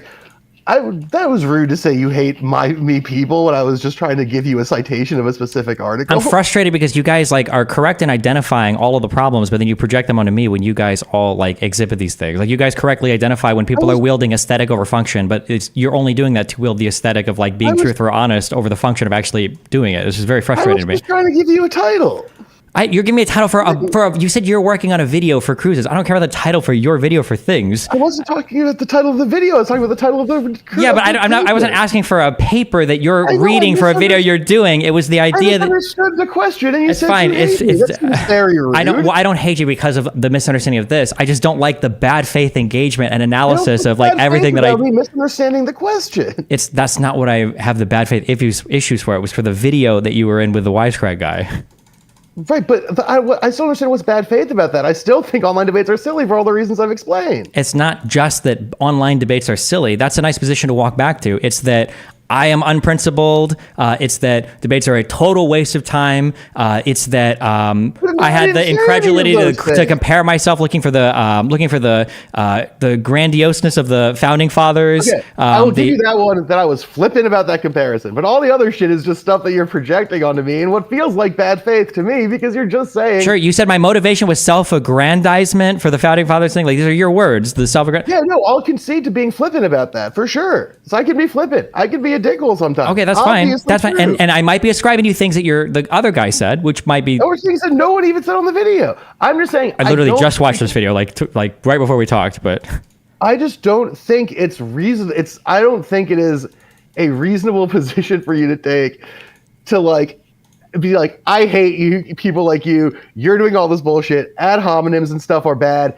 And then talk to me that way. Like I came here and I think I was pretty polite and engaging. And I asked a lot of questions. Civility politics isn't. That's not what I'm looking for. It's just to be polite and engaging. My issue is that, like earlier, for instance, when I asked you about the Finkelstein debate, that you would bring that up as an example of me being unable or unwilling to engage in something when Finkelstein was a child. That there shouldn't even be a second thought of like, yeah, who was the worst person? It was obviously Finkelstein. He was screaming ad homs the entire debate. Sure, but it was like pulling teeth to get you to even admit that. Sorry, that was a failure. Sorry, I should have said failure on your part instead of unwillingness. No, it's not about failure, unwillingness. I was asking questions and engaging in the conversation and following along with Rabani Moeen just fine. Like me and Benny were. Like it was Finkelstein that was the abhorrent actor in that convo, and he admitted as much afterwards on multiple shows that he just went there looking to troll because he thought it was fucking hilarious and epic. It's weird that you say you're not looking for civility politics. It sounds like civility politics is exactly what you're looking for, as long as it's in line, or civility conversation, as long as it's in line with like the expectations that you have set out. No, right? I'm not looking for civility. I'm looking for engagement with the things I'm saying of substance. For instance, if you were to say that like I think Destiny is a fucking idiot because his analysis of this was so wrong because he's missing that, I'd be fine with that. Okay, yeah, fine. Say I'm done because of this or that. That's not. But I'm not looking for civility. I'm just looking for engagement of substance. You can hate me or say bad things about me as long as you're like engaging substantively what I'm saying. But I don't. But again, I don't think I think you've spent a lot of this time talking, and I've had a nice time, for the most part until now. Which has been kind of a bummer because I thought you were a pretty cool guy for most of this. I still think you're a pretty cool guy. That was rude. I'm just, feeling a little, a little hackles raised. But like, it feels a lot like, or sounds a lot like to me, that a big part of the thing you're mad about is people ascribing positions and intention to your project that you're explaining by ascribing intentions and positions to other people's work. When do you think I've done that, or why do you feel that way? What have I done for that? I mean, you literally referred to me as a bad faith actor and said you hate people like me because you're describing the video in which we talked about you a little bit, and people got mad, and I was flippant, admittedly flippant. Wait, there's nothing wrong with what I just said. I said, I don't like you people. I hate you people because of a video that I just watched, because of a behavior that you exhibited, that you admitted you did. There's nothing wrong with that. If you were to say, I hate you because you said this thing on a particular thing, okay, that's fair. Yeah. Except that you have me right in front of you to have these conversations at. And instead of engaging with me, the guy, you're engaging with the made-up version of me, the guy, based off of a clip from a YouTube video. Like, I'm right here. We did talk about that claim. We are, but you're not here because I just wanted to randomly talk to you for no reason. It was because of the claims made in this video that were made yesterday. So of course I'm gonna like have questions about the claims made in this video yesterday. You can talk about the claims, but right now it just seems like all you're doing is being like, I'm good, you're bad, because I'm Destiny and you're a different guy. Like, wait, you just summarized my issue with you and tied it back to the substance of the video doing. What does this have to do with who either of us are? Because I'm happy to talk to you about the video, right? But like, you're not talking about the video, you're talking about other stuff, and then whenever you don't like this, what I'm saying, but you made this video. I don't know. Like, you literally, like, you correctly summarized my issue 1 minute ago, and now you're pretending like you don't understand my issues. I'm not talking about other stuff. I just gave you some focused critiques of things that you guys said about me in the video. When we talked about a bunch of other, this has been a wide-ranging conversation. We've talked about a bunch of things. Yeah. And consistently, what happens is, when you don't like the position, or when you're trying to articulate a counter position, instead of engaging me directly, you just engage the video. I think of it. Okay, I understand that it's when I say it's hard to keep track of a conversation, I'm not insulting you. I have trouble with it sometimes because I forget things. Can you think of? Is there a time where I haven't engaged with something that you've said directly? Or you think I'm avoiding something that you've said directly? When I've talked about sort of claims like, when I've talked about sort of claims along the lines of the intent of structural critique as an opposition to pure bad faith, you just go, there's the video. Look at the video. But I'm here to happily have a good faith conversation about this. No problem at all. And like, we don't have to go to the tape. We don't have to fucking NFL replay this shit. We can just be like, okay, you made that claim. We engaged that claim, and I'm happy to walk that back. You're right. That wasn't what you were doing. I was being flippant. That happens. That's sort of the nature of things. Sure, and but that's fine too. If you think that like you were being flippant in the video and you thought the analysis that was unfair comparing me to a sophist or whatever, well then that's fine. I was like, okay, yeah, but then I guess I've done videos where I've said dumb shit or I was wrong about something or I did. That's fine. But then you can't like defend the. But then you can't defend the context rather than saying like, oh well, I didn't say that or I didn't mean that or I didn't know that or. I can still defend the core argument that I think online debate is silly. Even if I think that the way that I handled that moment was flippant. Sure. Do you think that if we were to go back and replay the entire thing, do you think that the take overall would feel like, oh yeah, like this guy seems to think that like online debate is silly, or do you think the take would be way more strong than that? Would be more. Yeah, would have way more weight. Like, it's a waste of time. People are self-aggrandizing. They only do it for money. They don't care about any of the actual arguments. They don't care about any of the facts. Would it be the former? They're just silly, or would it be the latter? Go back to the stuff that I said, it would probably be a lot more the former about it being silly. Okay. And I'll admit again for the like fourth or fifth time, it might be that I'm ascribing to you a lot of what your co-host said on this, which is possible. But this is part of why. I guess this is an okay way to sort of semi-tie this up. Is like this is part of why I think it's silly, right? Like this is part of why I think it is silly. Is that there is this process by which these conversations become like sort of inevitably recursive discussions about the discussion being had. Because that's, the way you're characterizing the Finkelstein thing, accurate or not, is that as well. And that's happening to us right now. That happens on all kinds of stuff like this. They end up being recursive to conversations about the conversation. Yeah, and I agree that I think that's bad. I agree with you there. But my contention is that, like, all of this would have been avoided if the video that you guys had was like a substantive critique of anything I'd said, and more than just a meta-analysis of like I'm a bad faith grifter who isn't principled. I don't mean to be rude, but as far as things about that video that I give a shit about, you were very low on the list. That's fine, but the video that video is about, that video is focusing on, that those videos are identifying and engaging with, are online debate as a practice abstracted from you or any other person. There's a reason why in that video, when I talk about this stuff, more often than I reference you and a bunch of other guys.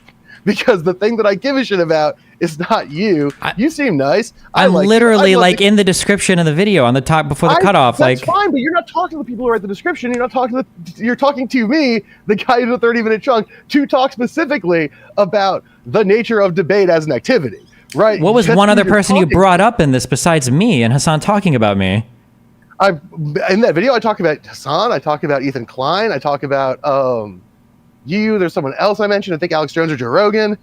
Like, I think there's one sentence where you mention a couple of them, but most of it is through. But I mean, maybe our impression is different. Maybe I'm more sensitive because you. Most of it is abstracted beyond the question of any individual person. Period. When I'm talking, because I don't care about these people. I mean, I care about those people. I hope you all are happy, healthy, and have a good time. I want that for everyone. I think that's fair. By the way, I think that's fair too, to say like I don't care. Like I'm okay with people thinking that too, but then it's just like, well, just don't talk about me then. Why like do these weird comparisons to me as like a sophiст who could never live up to the Socratic expectation of other. I didn't make that comparison. The thing I said is this activity as a whole ends up being sophistry, which is true. Look what we're doing right now. But like, and I, again, in the video, make the claim pretty specifically that that's fine if you like it, but that ascribing to it a grander sort of, this is a good way to adjudicate or understand ideas in a bigger sense is not, to me, a true claim. I think like we were saying, to rewind a little bit, that when we talk about this in terms of being an ad or a gateway to bigger ideas, to political action, to stuff like that, that's a good characterization. That's if, for instance, in a hypothetical world, the clip with the Hassan thing, your response had been less about defending debate as a practice and more about, look who gives a shit if it's dumb. I get 10,000 people to come on and watch the show, and then I tell them all to go knock doors, and 10% of them do, and that's 1,000 people knocking doors who wouldn't have otherwise. Sure, to be clear, hold on, that's not even my position. That's just like one side of it. I think that having debates between people is important. I think if you believe in a particular idea, you should be able to argue it against somebody else. I think that people are influenced by that when you have a particular belief and you see that like nobody else that has that belief is capable of defending it, I think that bothers some people. So I think that being able to have debates and conversations are important. It fleshes out ideas more sometimes than it would just yourself. I agree that the active conversation is important. I think this has been fun. I've learned some things. I have found some interesting inroads to ideas. Absolutely. But I don't think that they have as specially compelling intellectual rigor or legitimacy as compared to other forms of knowledge acquisition. And I think the things that make them good and special, and the thing that for which I would say, to finish the fake alternate universe example I was giving, if that had happened and Burns had been like, get a load of this doofus, I would have been like, Burns, this is good. You know? Like, how does that? No, I think this is a good thing to do. But that's not what happened, right? That's the point that I'm making. I disagree with the idea that of the many ways that people can have inroads to intellectual sort of engagement, that this is a particularly good one. Like I said, if other people do like it and it has a bigger effect than I anticipate, and that more people are hearing these conversations and hearing me talk about performance theory, go look that up, and hearing us talk about different policing models, look that up, and look up, Scandinavian models of tax distribution, because we were talking about margin stuff earlier.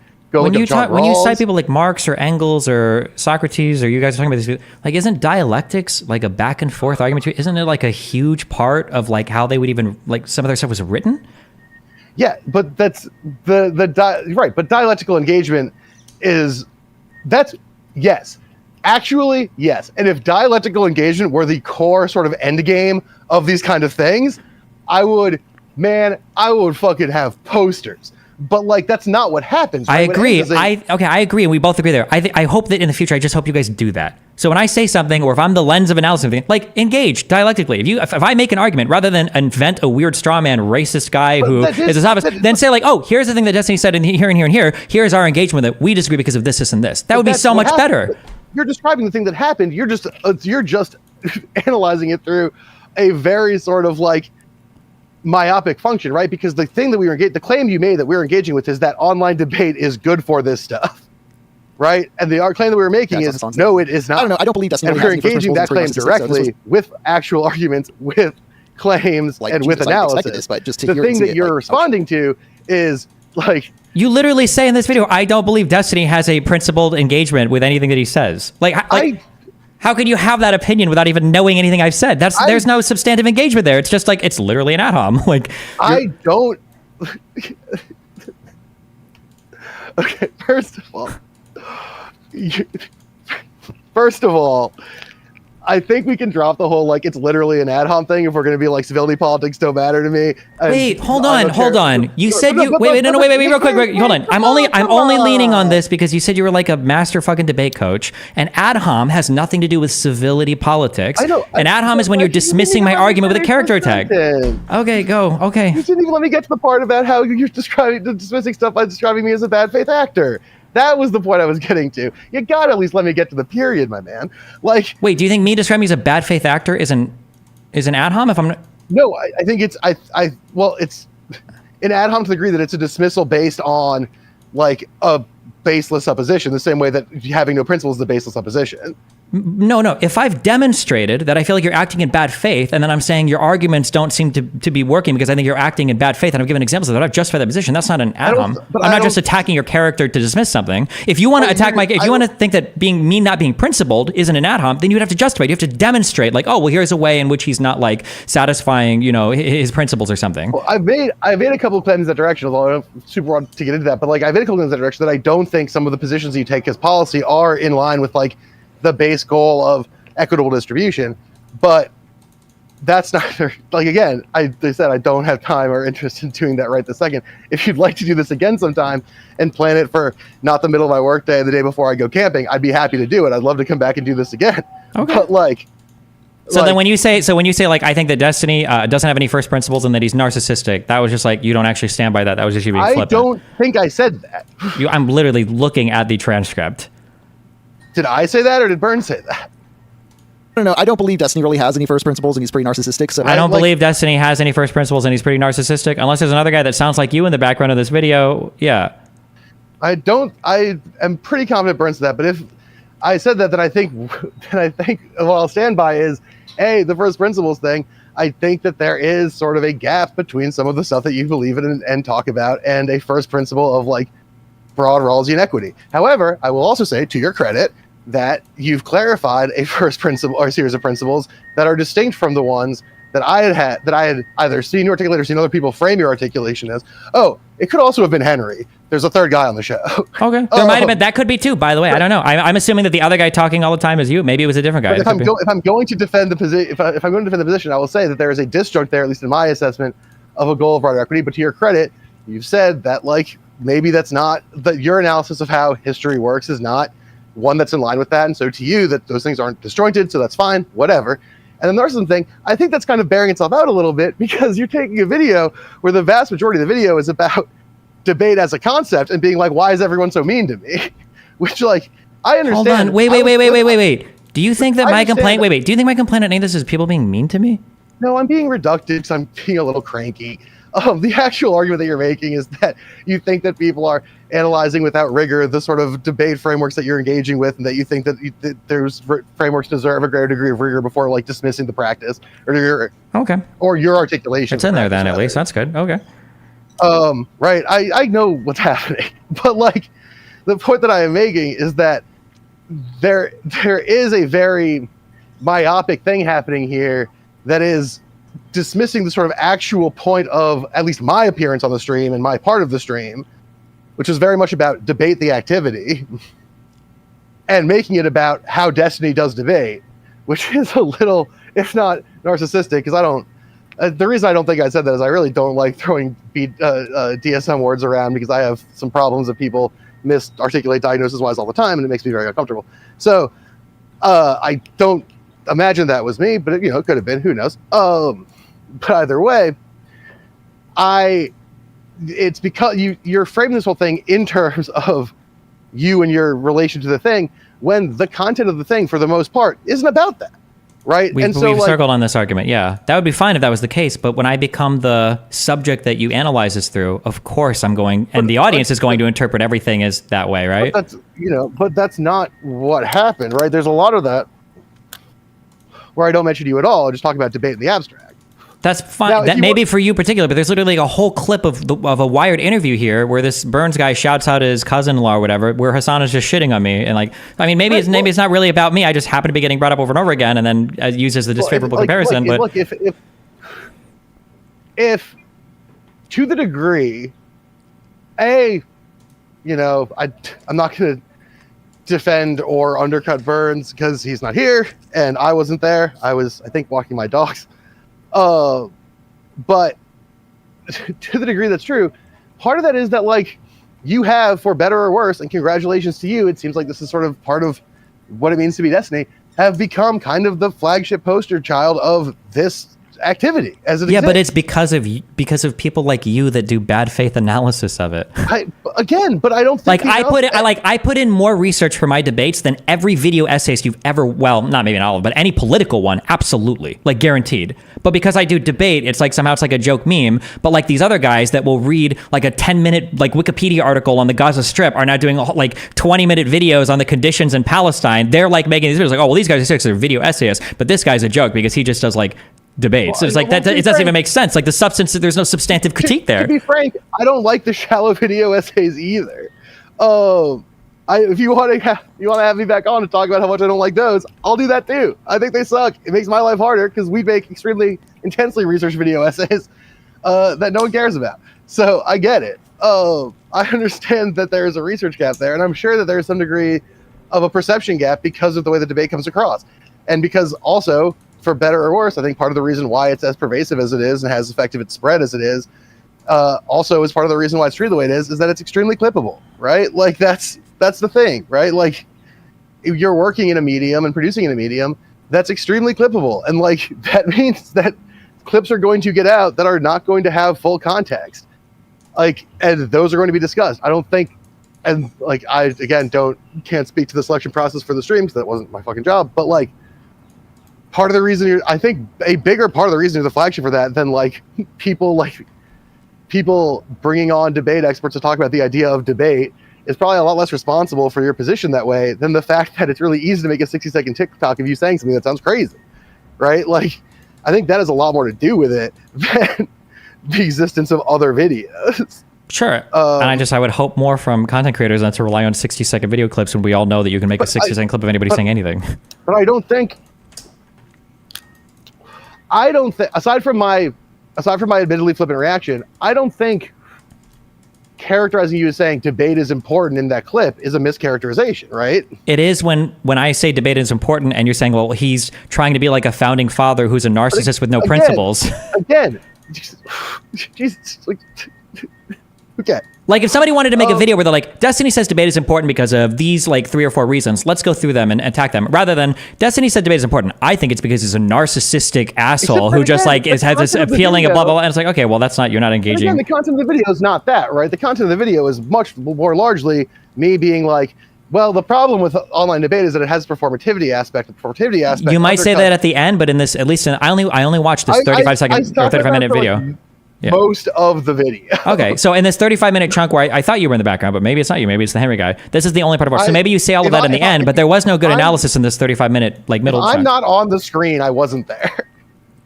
You're not speaking in the background for any of this? It's only when you're on the screen? No, I'm on screen the whole time that I'm there.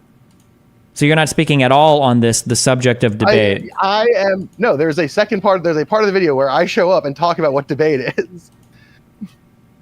Oh, where you can see me in the video. Oh yeah, I see. Okay. Well, then in that case, I don't know why. Why are you coming on to? What are we even arguing about then? Well, first of all, because I thought you watched the whole video, and second of all, because you wanted to talk about why I don't think debates are good, which I still don't. Okay. I'll admit that. Why I don't think they're good quad. Why debate's good quad debate. I do think, like I said before, that debate as like an ad for further political action is good. I want to keep flagging that because I do think that's true, and I do think that the degree to which that happens out of stuff like this is very good. But see, this is like, now, to be fair, now who is acting in bad faith, right? Like you watched the video that I appear in, did not watch the part of it I was in, and then have been characterizing my arguments constantly this whole time. You didn't even watch the video. Hold on. When you say I'm acting in bad faith there, what do you mean when you say that? What I mean when I say that is that You understand that I've said like 5 different times at least, I've only seen this 35-minute chunk. Maybe it wasn't you who said that, and that I'm reading transcripts from the actual video, and that you seem to not remember if you said these things or not. I've checked with you in like 3 different ways. But it sounds like the reason the reason I keep saying I don't think I said that is it turns out I didn't say it.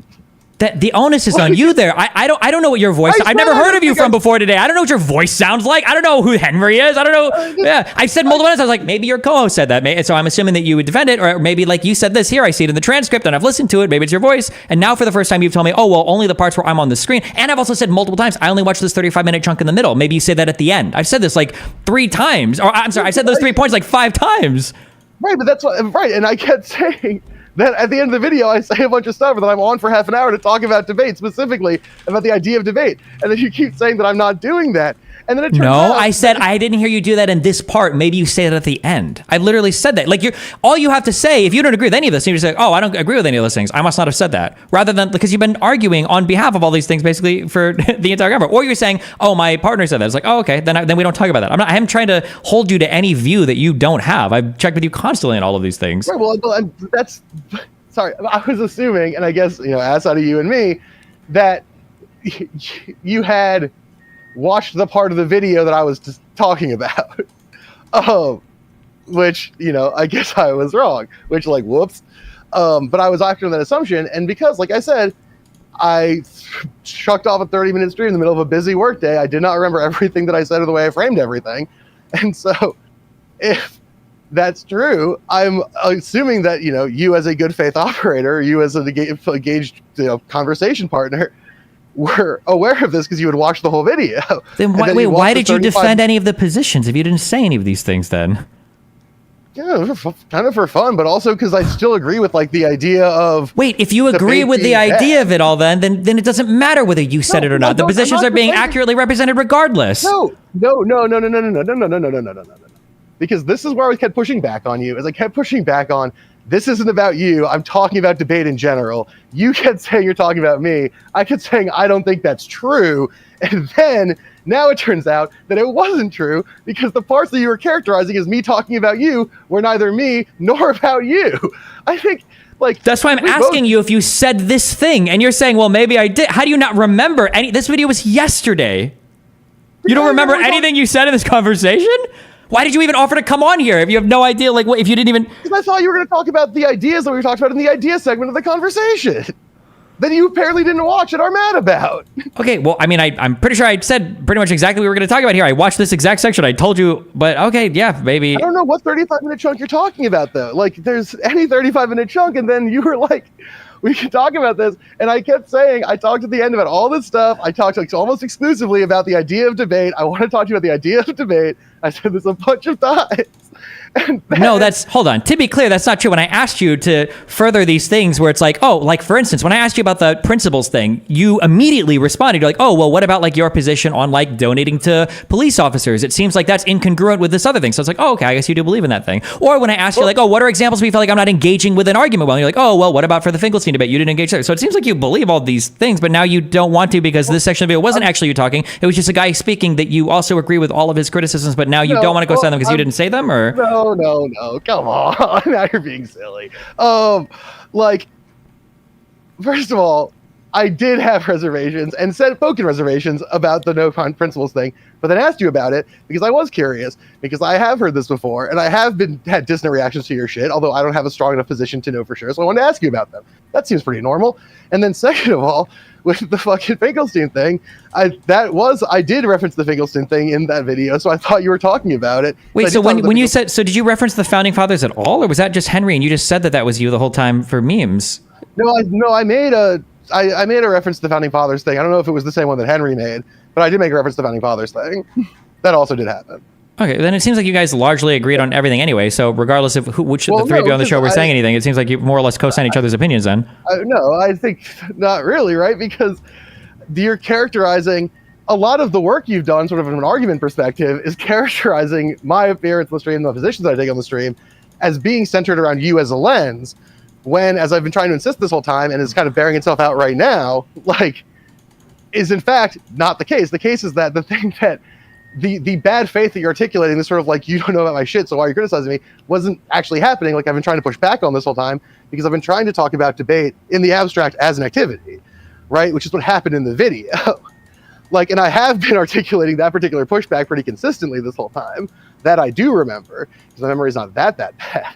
But like, that has been happening throughout this video. That's been me being like, actually, this isn't really about your shit. I was talking about debate as the activity. I'd rather focus on that. Like, that has been happening. Gotcha. I've been trying to bring the conversation back to that a bunch because that's the goal. All right. So, like, yeah, I mean, I think listen, if Burns wants to chat then, or the Henry guy wants to chat then, I mean, either of them would be interesting. I'll do it on their program if they want, or you guys program if you want. Otherwise, I don't have anything else. I should just lay off the weed. I feel like you're probably smoking too much, but I haven't smoked weed in 3 days. I'll have you know. I've just had 7 concussions in my life. Okay. But also, I think that my characterization of my relation to that stuff was pretty clear. I don't remember it, but I'll see what happens if I get engaged with it. I didn't defend any of it explicitly. Like I told you, I didn't want to, because I did make a joke about the Founding Fathers. That's true. And I did reference the Finkelstein thing. So those 2 checked out. The narcissism thing was just like, well, maybe I forgot that I said that. Okay, just to be clear, when you say you reference the Finkelstein thing, you were the one that brought that up in this conversation. I asked you for an example of like something where you feel like No, I know. But then we were talking about in relation to the stream, and that did happen. So like, I'm not here to like dodge. Like, I'm willing to own up to the stuff that did happen. Like that did occur. But my point being that I thought we were just going to talk about debate as an activity because that's what I did on the video, because that's what's interesting to me, and that's why I thought this would be interesting. And it was interesting when we were doing that. I liked it. I had a good time. But like this sort of more specific, like how does Destiny fit in all this, was sort of a surprise to me because that didn't have a ton to do with like the stuff I was doing on the stream. But I was happy to engage it because it's interesting to talk to people, and it's fascinating to me where you're coming from, and to understand your reaction to that stuff, because it's not a fake idea that people characterize you in certain ways, that you exist in digital space and public space in a certain way, and that engagement seems interesting. Okay. Yeah, well, anything else? Not really, but if you ever want to have me back for any of the other stuff I mentioned, I'll be happy to talk to you about. You know where to find me now. All right. Yeah, same thing to you. Have fun. Be careful. All right. Yeah, you have fun out there. Talk to you all later.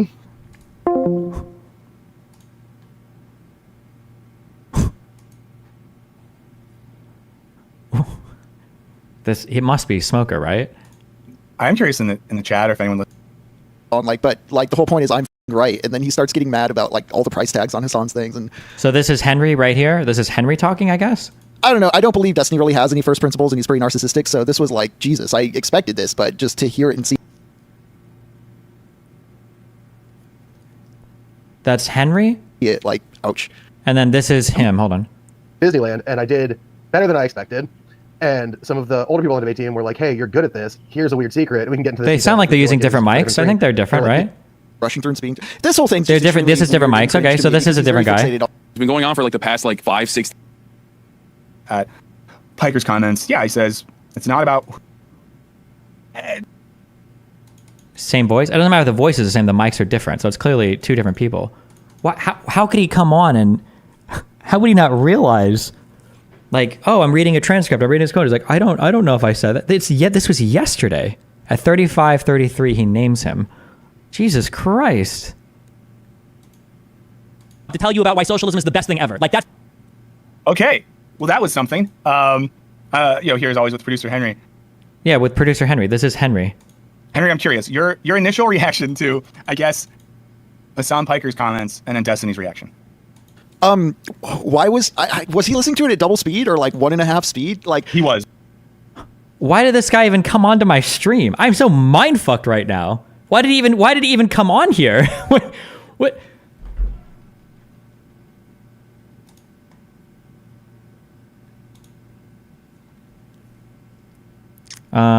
Fuck it. Okay, well, let's listen to what he actually says in the end. And before he ends up saying basically the same shit. Let's see. Michael Luxembourg now. You guys know Lux. He's, one of the main creative forces behind everything we do here at Wisecrack, as well as a creative force in the improv, comedy, wrestling, creative scene in Austin, Texas, and does a lot of other stuff at our cool parent company that we like. I bet I'm going to watch this, and he's going to agree with every single thing they've said, and he's going to say even stronger statements. That's my guess. Maybe it won't happen, though. Let's find out. and Lux, glad to have you here. I assume we're bringing him in, and wanted to talk to Lux about this because Lux is someone who is a very smart person, and Lux is smart in a cool way that I'm not smart in. And I'll tell you maybe one reason if we can interrogate my motives. A reason I've always been suspect about debate is because I'm bad at it. I'm someone that needs to step back and like consider ideas, and I notice things. I don't know if any of you are like this, where you're in an argument with someone and you leave, and 10 minutes later you're like, I should have said. Well, Lux is the sort of person who says the thing right in the moment, and is also someone who's been a debate coach. Lux, you're here. Yeah, I certainly am. Okay, so let's start with this, Lux. Tell me a little bit and tell everyone. I don't want to be. I feel like if I say anything here, it's going to come across as really mean. So I'm not going to say anything. And who's here? What is your background as someone that not just is like a smart dude, but that has formally participated in debate? Yeah. So when I was in high school, I was, I think, the 6th or 7th ranked debater in America. Whoa! When I was a senior in high school, and then actually, this is also how I got this job. I got a scholarship to college to do this or to do debate stuff. And they fired the guy who was supposed to be the debate coach, the guy who had recruited me. So I didn't want to participate in the activity anymore because they had sort of boned me on that. And then my sophomore year of college, they hired me as an assistant coach for the new coaches who were there. And that's actually how I met Alec Opperman. Hold on, let me grab a sippy. Sorry, one second.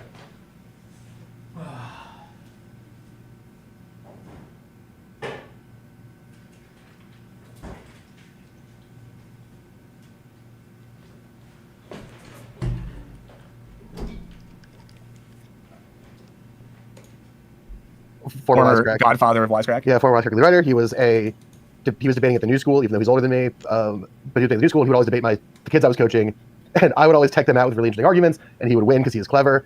And we got to talking, because I'd be like, oh, you did a really good job answering this argument. And Alec would be like, well, it was a pretty cool kind of thing, kind of argument you guys came up with. We started just talking about that, and emailing arguments back and forth and chatting that way, and that's how we became friends.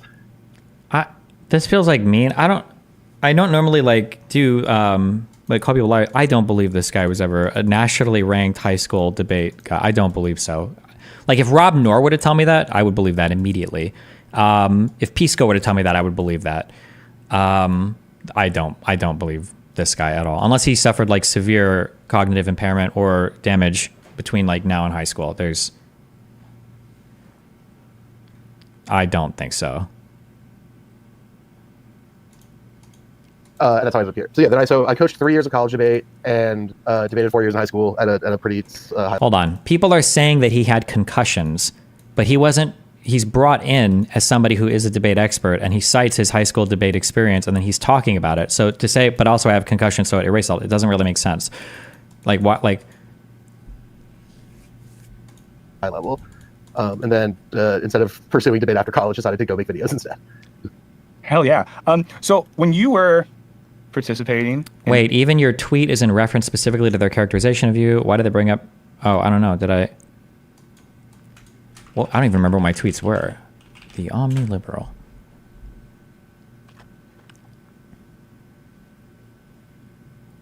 I'm going over your shitty review on stream for the next hour if you want to hop on and chat. Oh, I said I'm going over. I don't think I said anything more specific than this, though, did I?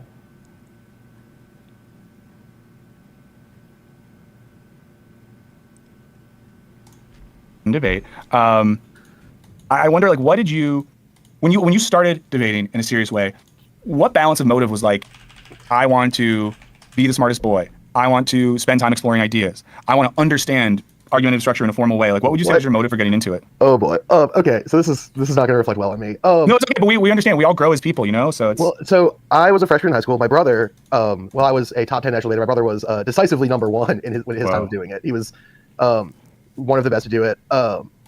To be fair, you didn't really refute any of the claims the guy had. He had some valid arguments. Name one. And so I initially wasn't going to. I was just going to be a theater kid in high school. That was sort of my trajectory. And the debate team was like, look, we need someone to come to this tournament with us. Your brother did it. Would you just mind trying it out? We'll fly you to LA because it's a tournament in LA, and we'll pay for you to go to Disneyland if you'll just debate at this one tournament.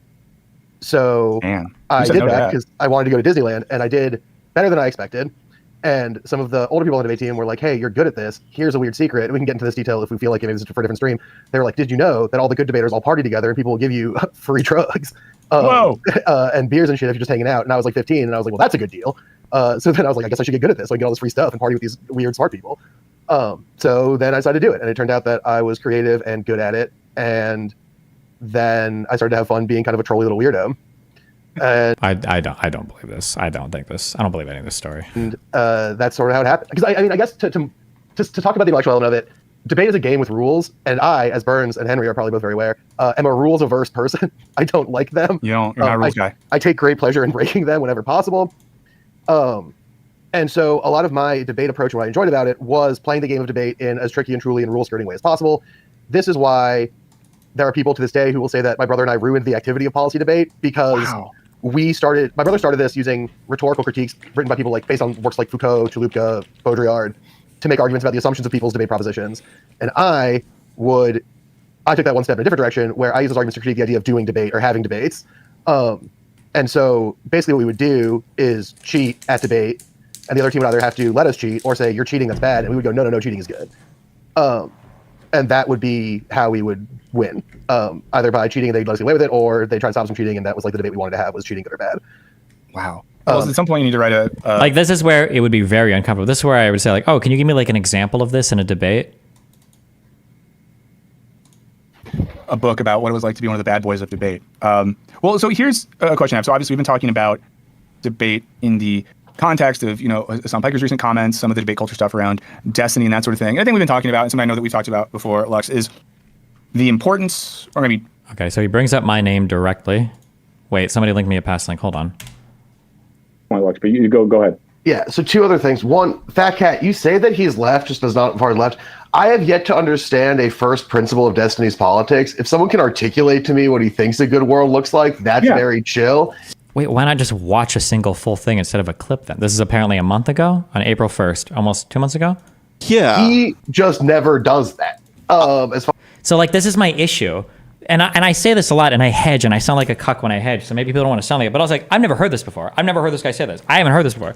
Rather than making the declarative statement of, like, the truth claim of, like, he has never done this. Like, I'm no longer saying I haven't seen it. I'm saying he doesn't do this. He hasn't done this, right? Like, this is, and again, like, maybe I'm ascribing, maybe I just give everybody too much credit. I don't know. If you're telling me you were like a 6th place national debater, I would expect you to know the difference between those two claims, right? It is a significantly different claim to say, I haven't seen a thing, where you might be agnostic towards a particular belief, versus like, this thing doesn't exist.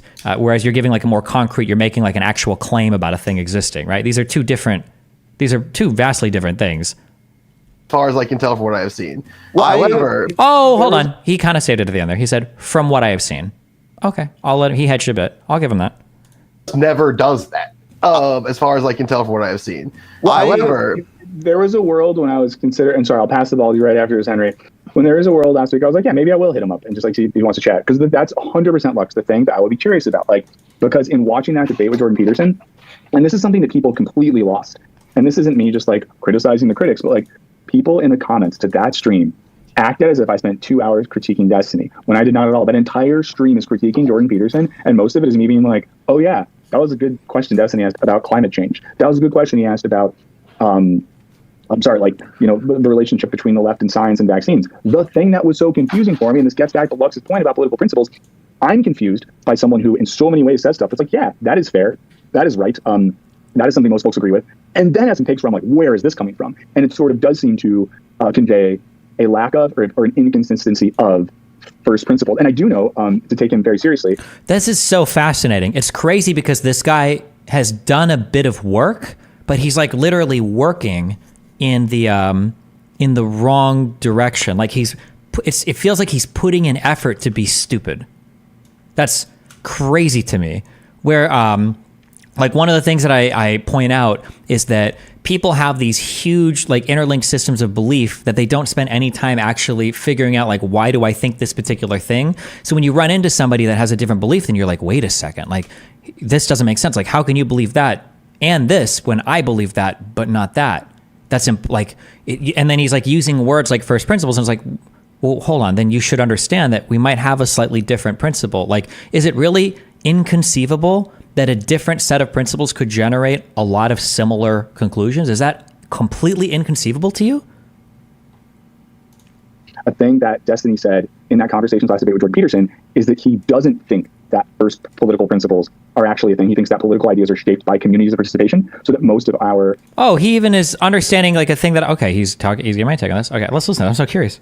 Political ideals and cultural ideals are not shaped by that sort of thing, but are instead shaped by the communities in which we participate in. I don't think that that's wholly wrong. And I think that, to be honest, I think some of the responses and conversations we've had in the past week show the truth of that. But I'm very hesitant to say that universally political identity and ideology is community-based. But Henry, I know I boxed you out a second ago, so go for it. Oh, we didn't connect anything. Okay.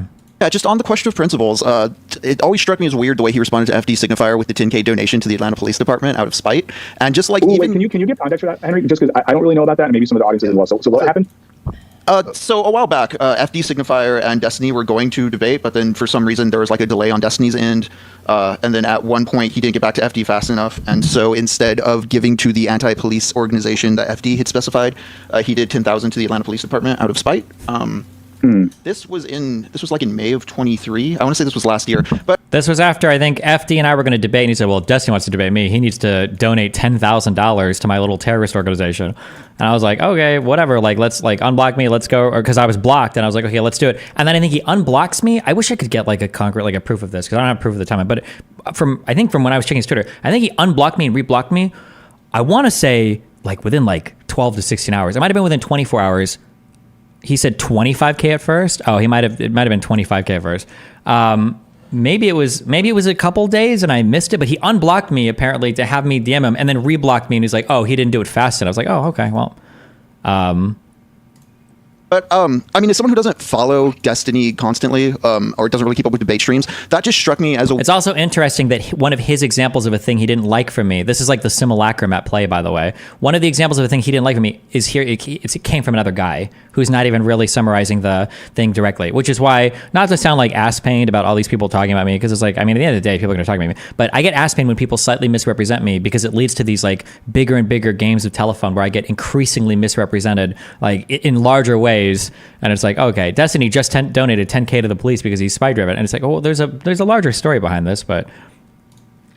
Weird sort of like instance of one of them actually doing something materially, and it sounding like what they were doing was motivated more out of like like it was the same personal petty kind of drama I expect from debate bros, but here it was with like a $10K $sign on it, like manifesting as a real world thing. And I don't know, it just strikes me as weird that he has fans that excuse that kind of stuff or like don't think about that kind of stuff. I want to respond to someone because someone pointed out that like in the Peterson thing. So someone's basically saying, "Oh, he did define his political principles." Wasn't it? It was the Crime Stoppers division, yeah. But these guys don't care because these guys are against, I think, the entire institution of policing. So. At the beginning of that, I think, so to speak for Lex for a second, so he describes individual positions when he's like, I'm in favor of X policy, I'm in favor of Y policy. That's one thing. I think what we're talking about is what are your first principles that motivate that? So for example, like if someone's first principle is that, there is no fundamental equality and the stronger deserve to dominate, then that can motivate positions. If one's fundamental position is there's an inherent equality to all of humanity that doesn't involve any sort of ability, strength, or whatever, then that can motivate positions, and so on and so forth. So I think that there's still a level deeper than someone just saying these are like the policy positions that I agree with. And I think that's kind of like that's my thing. Also, really quick, I think it's a really good point and a relevant one from R. Messi, who sent a super chat. Shouts out to him or them. Oh yeah, that was good. Hello, I'm a longtime fan of a channel and a fan of political streamers, but I find that politics becomes entertainment as opposed to something real. I find that parasocial feelings become arguments. I 100% agree. This is a thing I've talked about a bunch on Twitter and with Burns, with other people I know, which is that I feel like there's a thing with politics where politics basically boils down to what do I think a better world looks like and what do I think is the best way to reach that world or get to that. That's like the core question of what your politics are. And I think there's a lot of stuff that happens on the internet in terms of political debate and discussion that just skips that step entirely. That has nothing, that just does not engage with that question at all and boils it down to very sort of niche or specific issues at a time. But unless you're answering this question of what is a better world and how do you get there, what are we doing? Like, what are we freaking doing here? Yeah, I want to jump in just because I respond. Okay. I like 40% agree. Well, most online stuff is super performative, but that isn't limited to debate. That's like true of almost everybody that engages in political action to some extent. Like even people that are literally at protests to some extent. Like this isn't a unique issue relating to online debates, right? Unimportance of having a set of first principles or a set of values that one is motivated by when debating. So could you speak to that a little bit? I'm curious what you think about the relationship between sort of the values of the debater and the context and the value of the debate itself, if that makes sense. Well, yeah, so this is sort of what about this? This is sort of my fundamental problem with online debate stuff, right? And I think Destiny actually inadvertently. So do you guys talk about that video where Hassan was like, Destiny played the Hassan clip where Hassan's like, debates are stupid, and, yes. and Destiny's like, what the fuck, and like has like a series of microstrokes. That was our jumping off point. Okay, so he did co-sign some of this in the beginning. He seems to have some. That's not what I said, but okay. It was a series of microstrokes. And in particular, the idea that Destiny's point seemed to be that debate has a directly political effect, and debate is the thing that shapes politics and yada yada yada. Right. So the problem. So he makes this argument when he's having his like weird panic attack, is that the foundation of America was this question of like debating politics, debating ideas. So we figured out how to do government. The degree to which that's true is dubious, but even if you assume it's totally true, that wasn't happening in front of an audience on the internet, right? And Okay. Well, I feel like we're mapping on pretty close to what I said. So like the Federalist Papers and stuff, I'm pretty sure it was really important. This was happening not on the internet, but like in newspapers, right? To convince the population that like, hey, we need to unite as more than just like individual colonies, right?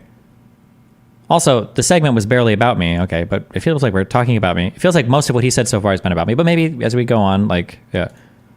The people who are doing these debates online aren't drilling down to first principles and aren't conveying a series of justified premise argument positions.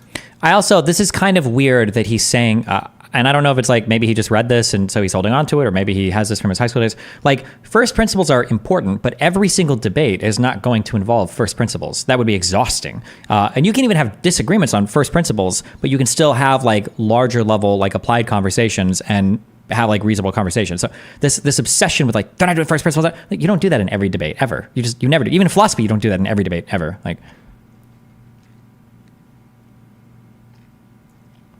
can you explain why you think he is stupid? I thought he was just sandbagging and trying to save face, but he was able to follow along fairly well with your case. Really? I feel like he wasn't able to take what I was saying and critically consider it at all. I feel like he was floundering when he was looking for examples. I feel like he was having trouble like meaningfully engaging when I would pose a question to him. I don't know. I just didn't feel like there was any part of that conversation. I was like, oh yeah, okay. Yeah, I see we disagree, but like you're like there are parts where there are times when I completely and totally disagree, like Rob Noor or P Scout. And I'm like, okay, they're following like a coherent, consistent, like argumentative structure. We might disagree on some of the underlying facts, but I don't have that feeling with him at all. They're articulating sort of a brand identity, right? And they're trying to connect with their audience directly. And so while it is good to argue about ideas, I think we can vouch for this, that like a lot of the best Wisecrack videos are like you and me and Amanda arguing over like what's the best way to get at this concept we all think is interesting or whatever. And like that hones the idea and makes it stronger. I think that that's obviously true. I think that is good. Henry and I will argue about camera compositions when we're making movies. Like it's important to do that stuff. But we're not doing that performatively. And it's the performative aspect that then makes these online debates a lot less rigorous, right? You see this all the time. Destiny, I'm just gonna go to because he's a famous guy and me again, okay. And a perpetrator of this particular crime pretty regularly. And he says that I do this regularly, okay. So he's making even stronger claims here than what were made earlier about me, but okay.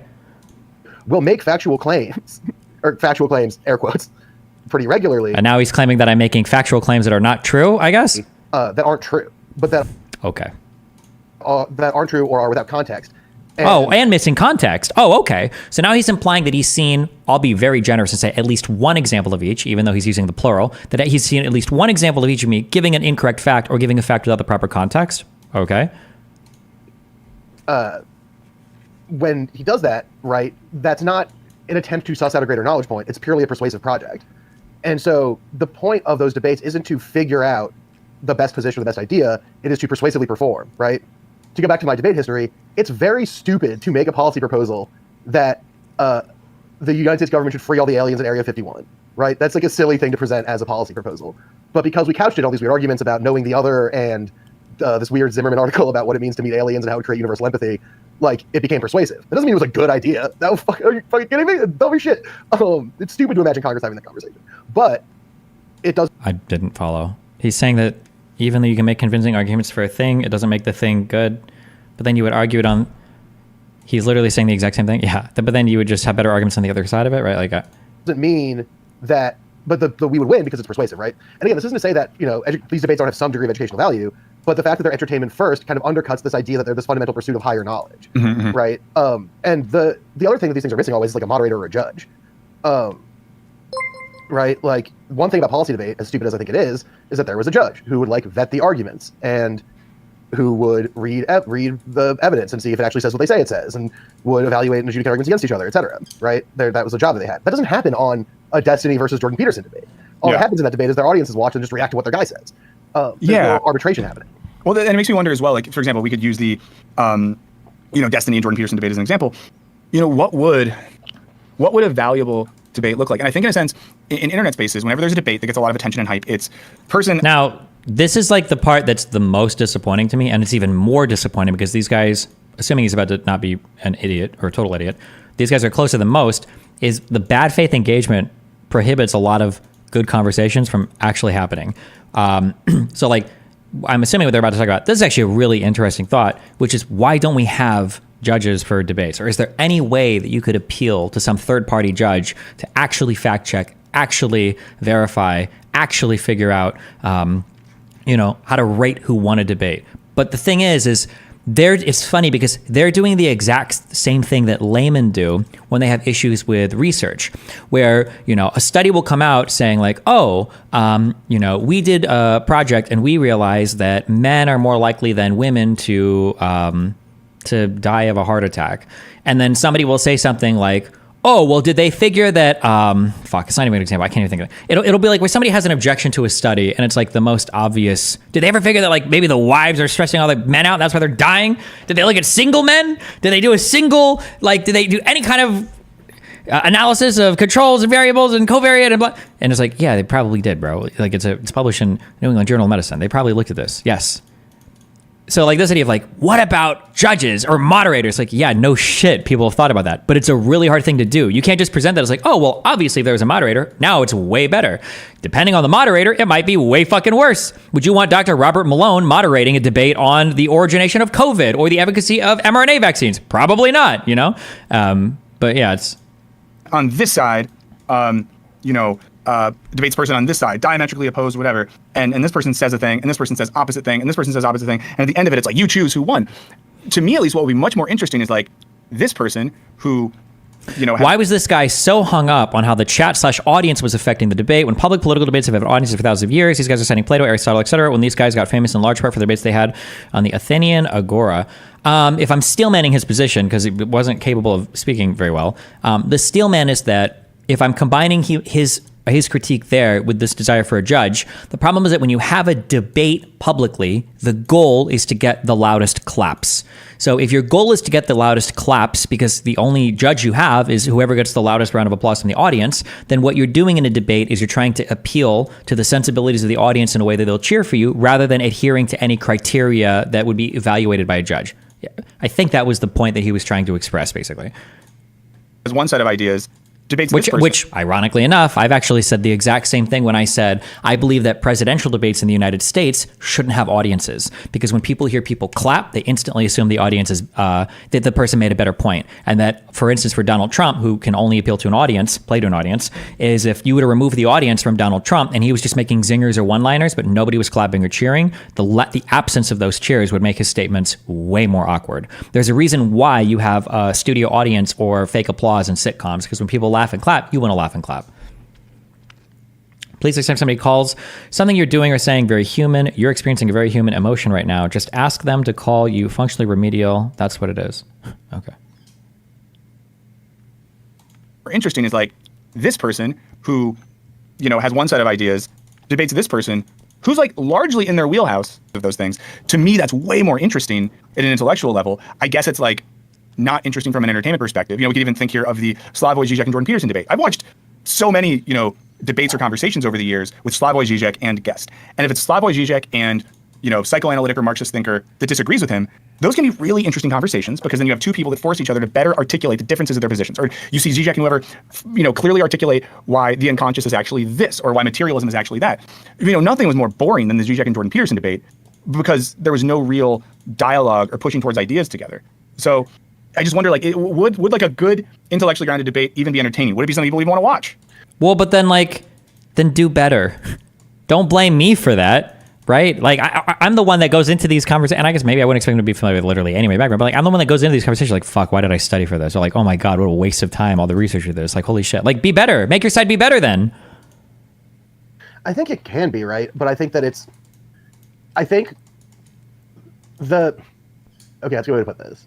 I think that you have a version of debate that exists now where the act of debating is the entertaining hook. The thing that people click into is that they are doing a debate. I think that you could have entertaining debate by having the hook be the topic, right? And the depth of the topic becomes entertaining. The connection between the topic and the stuff becomes interesting.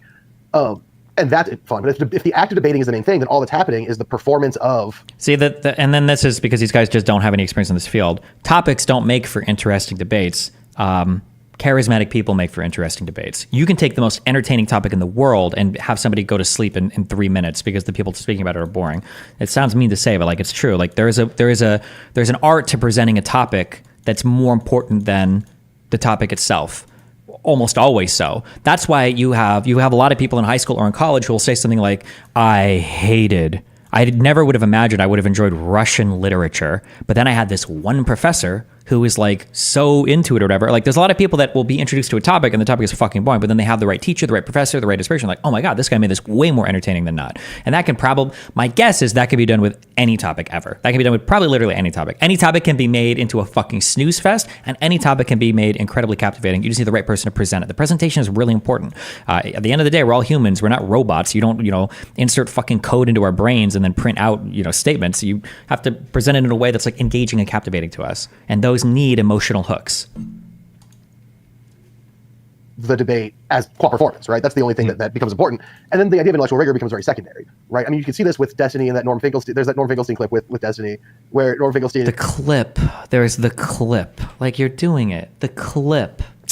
And he's the one bringing this example up unprompted, by the way. He's bringing this example up unprompted. No, like he's just secondary, right? I mean, you can see this with Destiny and that Norm Finkelstein. There's that Norm Finkelstein clip with Destiny where Norm Finkelstein is like, effectively, I forget the exact wording, but he's just like, you are in a room with 3 people who have been studying this conflict for decades, and you read Wikipedia.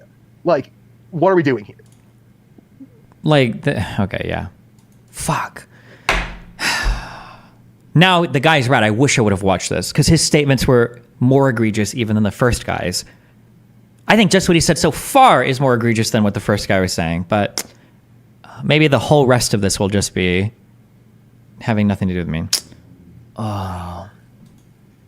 Right? And that's sort of the vibe with a lot of the Destiny stuff, even some of the Hassan stuff. I think Hassan... With a lot of the Destiny stuff. Oh, but only some. Okay, but at least he critiques Hassan a little bit with some of the Hassan stuff. Does a little bit of a better job prepping his shit, but he gets stuff wrong all the time. Oh, but Hassan does a better job. Okay. With what topic? Like...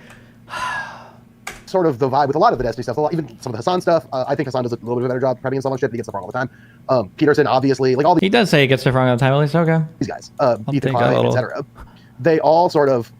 And I don't think we... necessarily, like, I don't think that's necessarily bad. Like, whatever, watch a TV show, man. Like, I watch a fucking soccer anime 24/7. Like, do whatever you want. That's totally cool. But the audience, there's this conflation, I think, because debate is supposed to be a smart people thing. Mm-hmm. That when these people have this debate, they're engaging intellectually in a rigorous and compelling way. But that's not actually true when you look at the merits of the stuff, right? I mean, like the Zizek Peterson debate is such a good example. It's basically Peterson misexplaining stuff from Marx or Zizek, and then Zizek re-explaining it in a weird Zizek way, and then going on to the next thing. Which is so funny because that's what Benny Morris and Finkelstein was. It was Finkelstein taking a single sentence, a single quote, and then Benny Morris re-explaining and recontextualizing it, and then moving on to the next thing. Mm-hmm. And that's not really a particularly useful approach, right? Like, there is a degree of necessary analytic work and intellectual rigor that to make these debates, intellectually meaningful, as opposed to what they end up being, which is like basically weird reality TV shows about like the strangest people on the internet. Yeah, I mean, something kind of related to what you said. A thing I struggle with sometimes, and this is relevant to the Finkelstein example. There are times where like I am more drawn to debates featuring people with serious backgrounds in the subject being debated. I recognize maybe the risk of that is falling into a sort of elitism, or of course, and we all know this, like institutions themselves can reduplicate and reinforce, ideological beliefs that are not good and can just get parroted by academics or experts. But then at the same time, when it comes to like Destiny or whoever, there's people who I'm just kind of like, man, I just don't know if I want to. I'm between the two minds of like, I struggle to take you as seriously because I know that you do not have a background in this thing. At the same time, that's such a weird like elitist. I guess he's being honest about it, like falling into the not being an elitist fuck. Not have a background in this thing. At the same time, then, but isn't it more egalitarian to leave space for non-experts? I know that's a very reductive way to put it, but wouldn't it be crazy if we just analyze what was being said on substance, and then if somebody proves themselves to be a dipshit, then you could ignore what they say in the future if you want? Like, and other people maybe have that feeling as well. I think that's fair. I think, here's the thing. People use rhetorical terms like appeal to authority or whatever in a way that is very silly. Kind of like when he was saying that I ad hominem to him because I said that he was engaging in bad faith after giving what I thought was evidence of him being in bad faith, and my whole critique of him was how he was engaging with my content. But okay. Right. For instance, in this case, right, like the point's not that Destiny couldn't possibly know more about a thing than a professor of the thing. The point is that he doesn't. Right? Yeah. It's not. But we didn't demonstrate that because he appealed to his authority constantly to avoid having to make an argument. That's the whole point, right? Like, you gave an example of the guy doing an appeal to authority fallacy, and now you're saying that it wasn't fallacious? Like, the example that he gave was a fallacious appeal to authority. Not a question of the authority imbued by the position or by institutional recognition. It's engaging with the material things that they are saying, comparing them to actual scholarship and evidence. Oh, is he about to do that? Right, like that's the value, right? And that's what you have to do, right? To be egalitarian about it doesn't just mean anyone can say anything. It means that you don't assume that a guy with institutional recognition is correct per se because of that institutional recognition. But that's all Finkelstein did, and you gave that example earlier of him doing that. Social position or whatever. Like, you have to account for the power dynamic that's at play, but you also have to do rigorous critical analysis. Like, you can't, if someone were to be like, Lux, we'll pay you with $10,000 to go on the news and debate this stock market guy about the future of IBM prices, like, you'd have no, it's not, the reason you would listen to him, not me, is not because they are an IBM representative. It's because I don't know jack shit about the stock market. Well, right? And you can even imagine, right, in that example, a world where you, as a smart person that's good at using computer, could spend a couple days, learn a lot of facts about what's currently happening. What you couldn't do and what you couldn't learn in like an Adderall-fueled research session is how those... Is that a hit against me? I can't even tell. The stimulant fucking characterizations are hilarious. Especially given that these guys will like fucking... I shouldn't ascribe to them. Maybe they're not like woke tards that get mad when you make jokes about people on SSRIs or suicidal people, but... Happening. What you couldn't do and what you couldn't learn in like an Adderall-fueled research session is how those markets work and function in the way that someone who studied those things for years could, or the underlying, epistemological assumptions of the field itself. There's no shortcut for that. Yeah, like... That's exactly it, right? Like, maybe that was an example, whatever. But like, you the question isn't pre-earmarked authority. It's legit. It's legitimately earned intellectual recognition or intellectual clarity, right? And I think there's this conflation, and I know this happens. Lord, I've seen this happen in the Wisecrack Discord and a million other Discords all the time, where I'll just be like, "This guy's dumb. Sorry, don't care." What's he got to say? People are like, "Well, why not?" And it's because like read the shit that he says. Doesn't make any fucking sense or whatever, right? Like. No one is obligated to assume every position someone takes is good or bad. Like, you just interrogate it and like you can draw these conclusions. If to use Destiny's example, if for instance Destiny's analysis of power were historically grounded in a way that isn't contrary to the vast majority of contemporary scholarship, I wouldn't say that he's wrong about shit. But like, it often is. Name one example. What is my analysis of power? Like, what's an example of this? And that's this is true for a lot of these guys, right? Like, this is just generally true that like, to be well informed. Also, he brought me up again as an example, like about something as complicated as like even the history of Welsh bards, right? Like, I know a little bit about that, but like if I were to talk to an actual scholar, they've been studying it for decades, right? Like, they've read the primary source material, they know what's going on, and so there might be bad scholars, right? Like that lady who wrote the Qing Dynasty book that ended up being all lies. Like, I could probably be the more intellectually viable person in a debate about the Qing Dynasty because she just made all her shit up, but like, so she doesn't get institutional authority for that. But an actual scholar who knew the shit that you're talking about would turn my ass inside out in that discussion because I only know a little bit about the Qing Dynasty. Well, there's something that came up in chat from our friend Alex Butler, who said, could a lot of this be very reductively described as non-experts speaking authoritatively in a way they might not even realize is in bad faith? Yeah, 100%. Yeah, that's the Dunning-Kruger effect, right? That's what that's called. The like, when you know just enough about a thing to think you understand it and not understand all the amounts of it that you don't know, right? When you know enough about a thing to think you understand it, but not enough to understand the parts that you don't understand. I think that's the Dunning-Kruger effect. I don't remember if that's correct.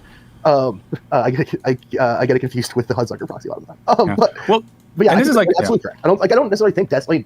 There are things Destiny does make me like iffy about him as a guy. Oh, cool. I'm brought up again. Okay. Okay. But yeah, and this is like absolutely correct. I don't necessarily think Destiny. There are things Destiny does make me like iffy about him as a guy, but I don't think the way that he debates makes me think he's a bad person. I just think that he's like doing a silly thing, and he's doing it in a silly way, and there's not an infrastructure or okay, not a bad person. That's good. I just do it a silly thing in a silly way. Okay. Or a socially framed methodology to push back on it, really. Well, and I also think, like, in that context too, if I am someone, for example, who's a famous streamer and I'm really interested in ideas, but I'm a non-expert, would I rather use my clout and connections to debate people, or would I want to use it to bring actual experts in those fields on, ask them questions, maybe push back at times, but use it as an opportunity to explore ideas? And I think that's the thing, right? Because it's not as good of a thumbnail to be like, famous streamer sits down with French philosopher Catherine Malibu to talk about neuroscience and Kant. But to me, that would exhibit a much higher level of curiosity and You're just wrong. There's like different people excel at different things, and there's nothing wrong with pursuing the particular thing that you excel at. Some people might do really good interviews. Some people might enjoy broadcasting interviews to people because that's the thing that they excel at, that's the thing they enjoy. And the idea that you have to reserve particular types of engagement or political engagement with only like, well, if you're not like a PhD, blah, blah, blah, then you absolutely should do it. Like, I've brought on like academics and chatted with them. I literally do this. Like, but I also debate as well. Like, it's such a weird gatekeepy way to approach it. Interest in ideas.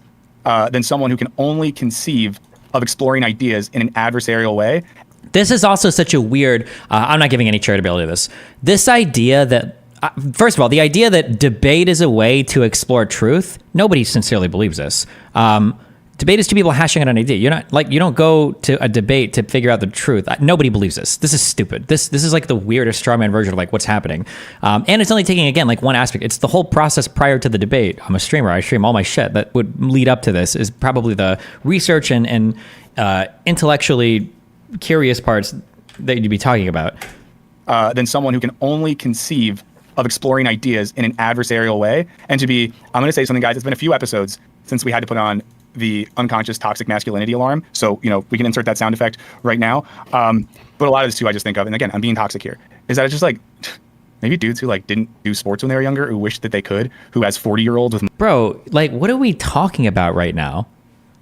Like, this guy looks like a dude who was waving at the Allies when they were freeing people from the fucking concentration camps. And you're talking about like come on, Mr. Like, what are we talking about right now? I'm sorry. We didn't all have the same fucking powerlifting background like that you had. Like, get out of here. Seriously? What?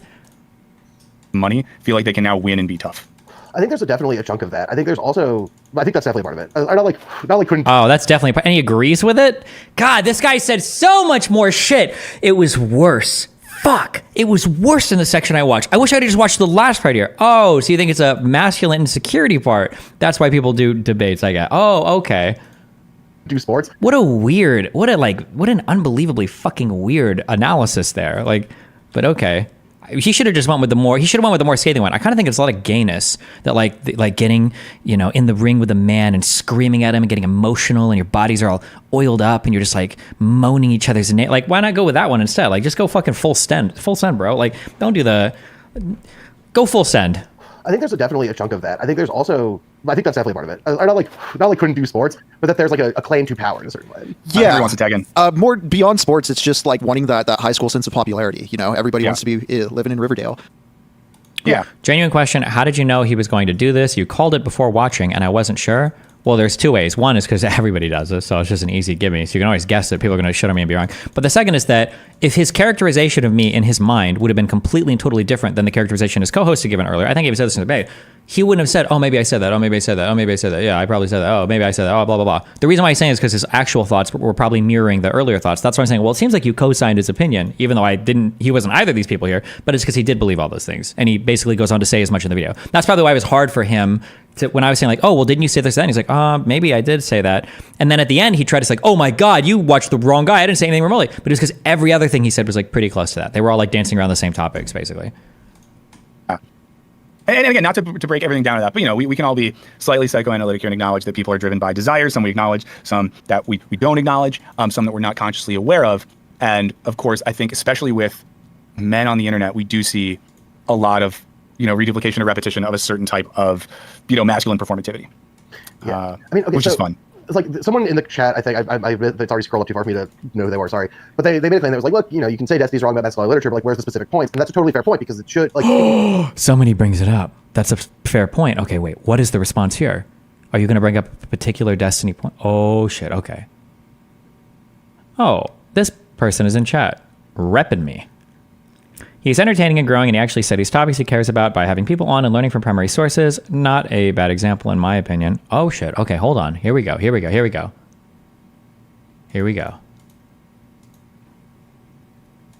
a claim that was like, look, you can say Destiny's wrong about masculine literature, but like, where's the specific points? And that's a totally fair point because it should, like, speaking generalities is like the kind of intellectual failure about which I'm talking. So to that point, right, like Destiny's a good example of this because... Okay, here it comes. Thank God. We made it. It's an hour, 30 minutes, 40 seconds. We're finally about to get a concrete example. Oh, I'm so fucking hyped. Oh my God, finally. That's an example is because, and now he's going to give the things that I'm concretely incorrect about. oh, I'm finally going to get a good criticism from these videos that I've never had in my entire life before. I'm going to make a new note on my Obsidian. We're going to do some reading and research for my Wik debate. God, I'm so fucking excited. Predict what he's about to say. He's going to say, because Destiny doesn't do any reading at all and just reads Wikipedia. That's what he's probably going to say. Let's see. Destiny claims to support sort of socialist. Oh, never mind. He's going to do this incongruency of positions again. He claims to support the social values or whatever, but he donates to the police. So it's more dumb and more boring. Or individual liberation from the economic level, but also things like cops are good and the Democratic Party is a functioning liberal entity, right? That wasn't a factual, that wasn't even close to what this chatter was bringing up. This is a failure of imagination for you to understand that people can have different core values that mean that they'll align with you with some applied positions, but not all of them, which is incredibly fucking stupid. I don't know how the fuck you can I don't know how you can know what a first principle is and what a second, third order belief is and not know that different core principles could lead you to some similar areas and some dissimilar areas. I don't know how it's possible. Go back, you said you were a socialist, I think. Well, yeah, but he didn't mean socialist. But even though materially on the ground, those things are opposed to each other. But there's no one on the streams who is going to point this out, right? Who's going to poke at this. I've literally debated Michael Alberto, who is the founder, creator, author of the book for Participatory Economics, was a socialist system. I literally debated Richard Wolff, who is supposed to be one of the more popular, whatever fucking loser social people. I literally debated who was the other guy to the Sam Cedar shit, Michael Brooks. Oh, that was a god awful fucking conversation. Like, what do you mean there's nobody who will push back? That's the whole point of debate, is finding people that will push back. Or maybe he means nobody in my audience will push back on this. Like, Michael Alberto was a Groyper kid, was he? Oh shit, was he? Wait, what was the name of the participatory economics guy? Hold on, participatory economics. You're right. I think Michael Alberto is the Groyper guy. Oh, Michael Albert. Sorry, Michael Albert, not Michael Alberto.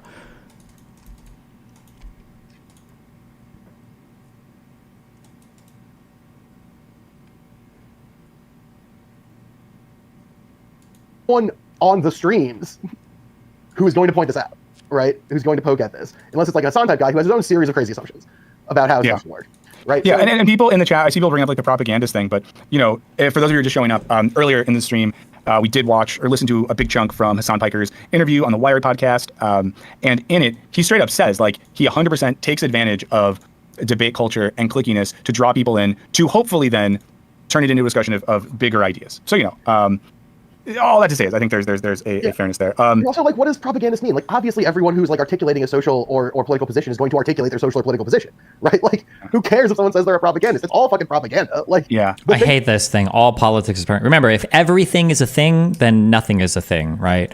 Like, the whole point of creating a definition for something is to exclude other things from it. It doesn't make any sense to say everything is a particular. It's fucking dumb. That's the thing that's bad about propaganda in theory, right? Is when never mind. Okay, at least he'll do this. The bad thing about propaganda in theory is usually the implication that you're lying or you're misrepresenting something. It's an intentional occlusion of fact or occlusion of position or occlusion of articulation. Okay, that's good at least. And that's like hidden and hidden away, right? As opposed to explicit, right? That's the propagandistic problem. But it's also not actually, like, propaganda is not a value judgment. Like, it's a kind of thing. I agree. It's not necessarily value judgment, but it's used that way. Like, there's huge loading to the word propaganda. People instantly have very, very negative assumptions of it when you say that. Perfect category, yeah. Okay, so I want to wind down here. I don't think we've solved it all today, guys. I don't think we fixed the whole thing. I guess maybe the final thing for us to quickly hit, maybe I'll start with Henry here, is do we think that formal debate has a useful role in online discourse, especially in online discourse around ideas and politics? Henry, what do you think? That word formal is doing a lot of work there as far as like the means by which it's like platformed, processed, and presented. Is there like a moderator or referee? I do think like if you're engaging in like programs that do like good faith debate on topics of interest that are more about furthering knowledge and furthering the research, yeah, that's cool. That's helpful. I'm always open. Like, I'm not going to say no, don't do it. If it happens online, it'll be like now where I just don't listen to it if it's annoying. Yeah, Lux, what do you think? I think it's fine. Like, do the shit you think is fun. I think it has a value in terms of theoretically, right? A well-done debate has the value of forcing people to articulate positions in response to pushback, which I think is a good thing. the problem is this idea that it's a way to settle or solve or like prove a position abstracted from the performative element of it, right? Like that's the part that is a problem. I think having debates about stuff is probably good. It's useful to push ideas against each other. That's cool. The problem is when people treat them as either finding an answer or in and of themselves, like intellectually rigorous by default. I'd probably agree with this. Right. I think there has to be a degree of audience-based critical thinking about the quality of the arguments that are being made and about the sort of thing. And I think that you sort of can never conceptualize the gestalt of an issue into a particular into a particular debate. But I think they're good to do. They seem fine. Yeah, I'll give my quick final take. Yeah, which my very simple take on this is debates can be good. A couple things though. We as an audience need to understand what's really going on. We need to be honest with ourselves about, am I watching a debate that's solely here for entertainment in kind of a kayfabe way? If you acknowledge that, great. The other important thing is that the people doing the debate know what they're doing and that they're honest about what they're doing. If that is the case, then great. This gets bad when people, performing these debates are dishonest with themselves and their audience, and when an audience is potentially ignorant or dishonest with themselves about what those things are doing. And I also think that for all of us, we just got to ask, what are the underlying principles motivating this person? But we didn't fix it all day. But guys, I want to thank Michael Luxembourg so much for taking time out of his busy day, and I mean that. He does a lot of stuff for coming on and talking about this. Please do follow Lux on Twitter and everything else. If you are in Austin, Texas, find him. Also, I have 20 more minutes. I got out of that meeting if you want me to stick around. I can also leave. I got nothing else to do for the next 20 minutes. I think I'm going to kick you out for now. Just going to try out this new format thing today. Test my phone. So give Lux some love in the chat as I test out a new format to make this stream appropriate to be ripped for Spotify. But thank you so much, Lux. I'll never debate you because I would lose. Well, maybe. I'm very rusty. But friends, I will talk to you guys soon. And yeah, if you want to see something cool, come see Fight Opera presents a good old-fashioned train robbery at Austin Beer Works on June 22nd. June 22nd, Austin Beer Works. All right, later, folks. Awesome, guys. So hey, if you're just tuning in, this is Wisecrack Live. We just finished up talking about debate with our friend Michael Luxembourg. I don't think we solved it all, guys, but we really tried. We always want to hear your thoughts, so you can leave a comment if you're watching this after the fact. There's a Q&A function over on Spotify. There's a chat if you're here right now, and you can always hit us up at wisecracklive666@gmail.com. We're now going to do a new part of the show, which is our advice segment. We started it last week. We're going to do it again this week. There still is time to get something in. Don't do it in chat because we'll miss it. That's the reality of the situation. But there's a couple questions that came through on Twitter. You can follow us on Twitter at Wisecrack, and some stuff that came through in email. Our email, of course, is what is it again? Wisecracklive666@gmail.com. So I'm going to start going through the emails right now. What we got? I'm just going to do first names, by the way, but I'll say this in the future. If you don't want your name said at all, specify that in the email. And chat, you're a part of this too, so you can always jump in and do advice. So Brian says, long-time listener, first-time emailer.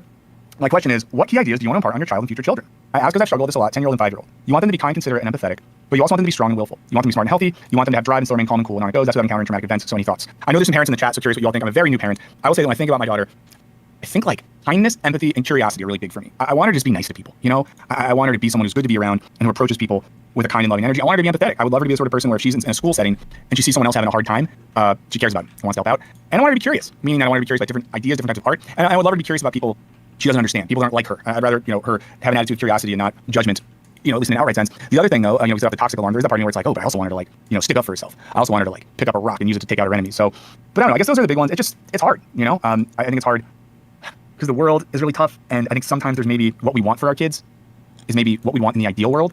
But then the world we live in sucks sometimes. So then it's hard to then think, what would we want? Now, listen, I'm not saying this is just a cheap shot. Not everybody's perfect, but lots of empathy, kindness, and caring here when he's liking cock tweets about me, but very nice. But we're not all perfect. I fuck up too. In the world that we actually live in. Eddie brings up resilience. We have confidence. Our friend Callie says confident in their self-worth, but not narcissistic. That's a huge one. Yeah, I think how can you have a kid that's confident but not narcissistic? I hate narcissism, but that's like the best that I think we can do. You mentioned something comes up in this Q&A stuff.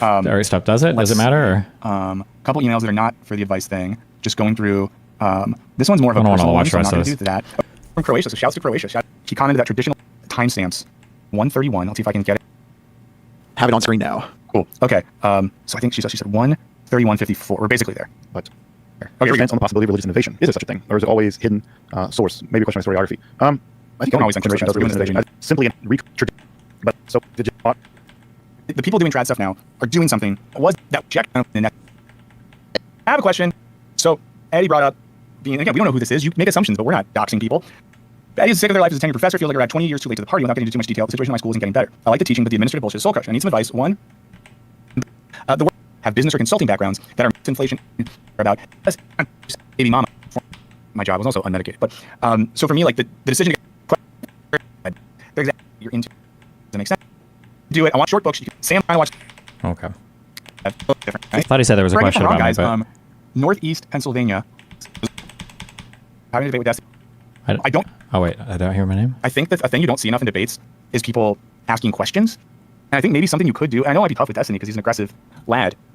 I don't know, like in the clip we saw before where he's defending debates to Hassan, or against Hassan, he references like colonial America and stuff. I don't hear him referencing how online debate is having a determinate positive effect in contemporary American politics.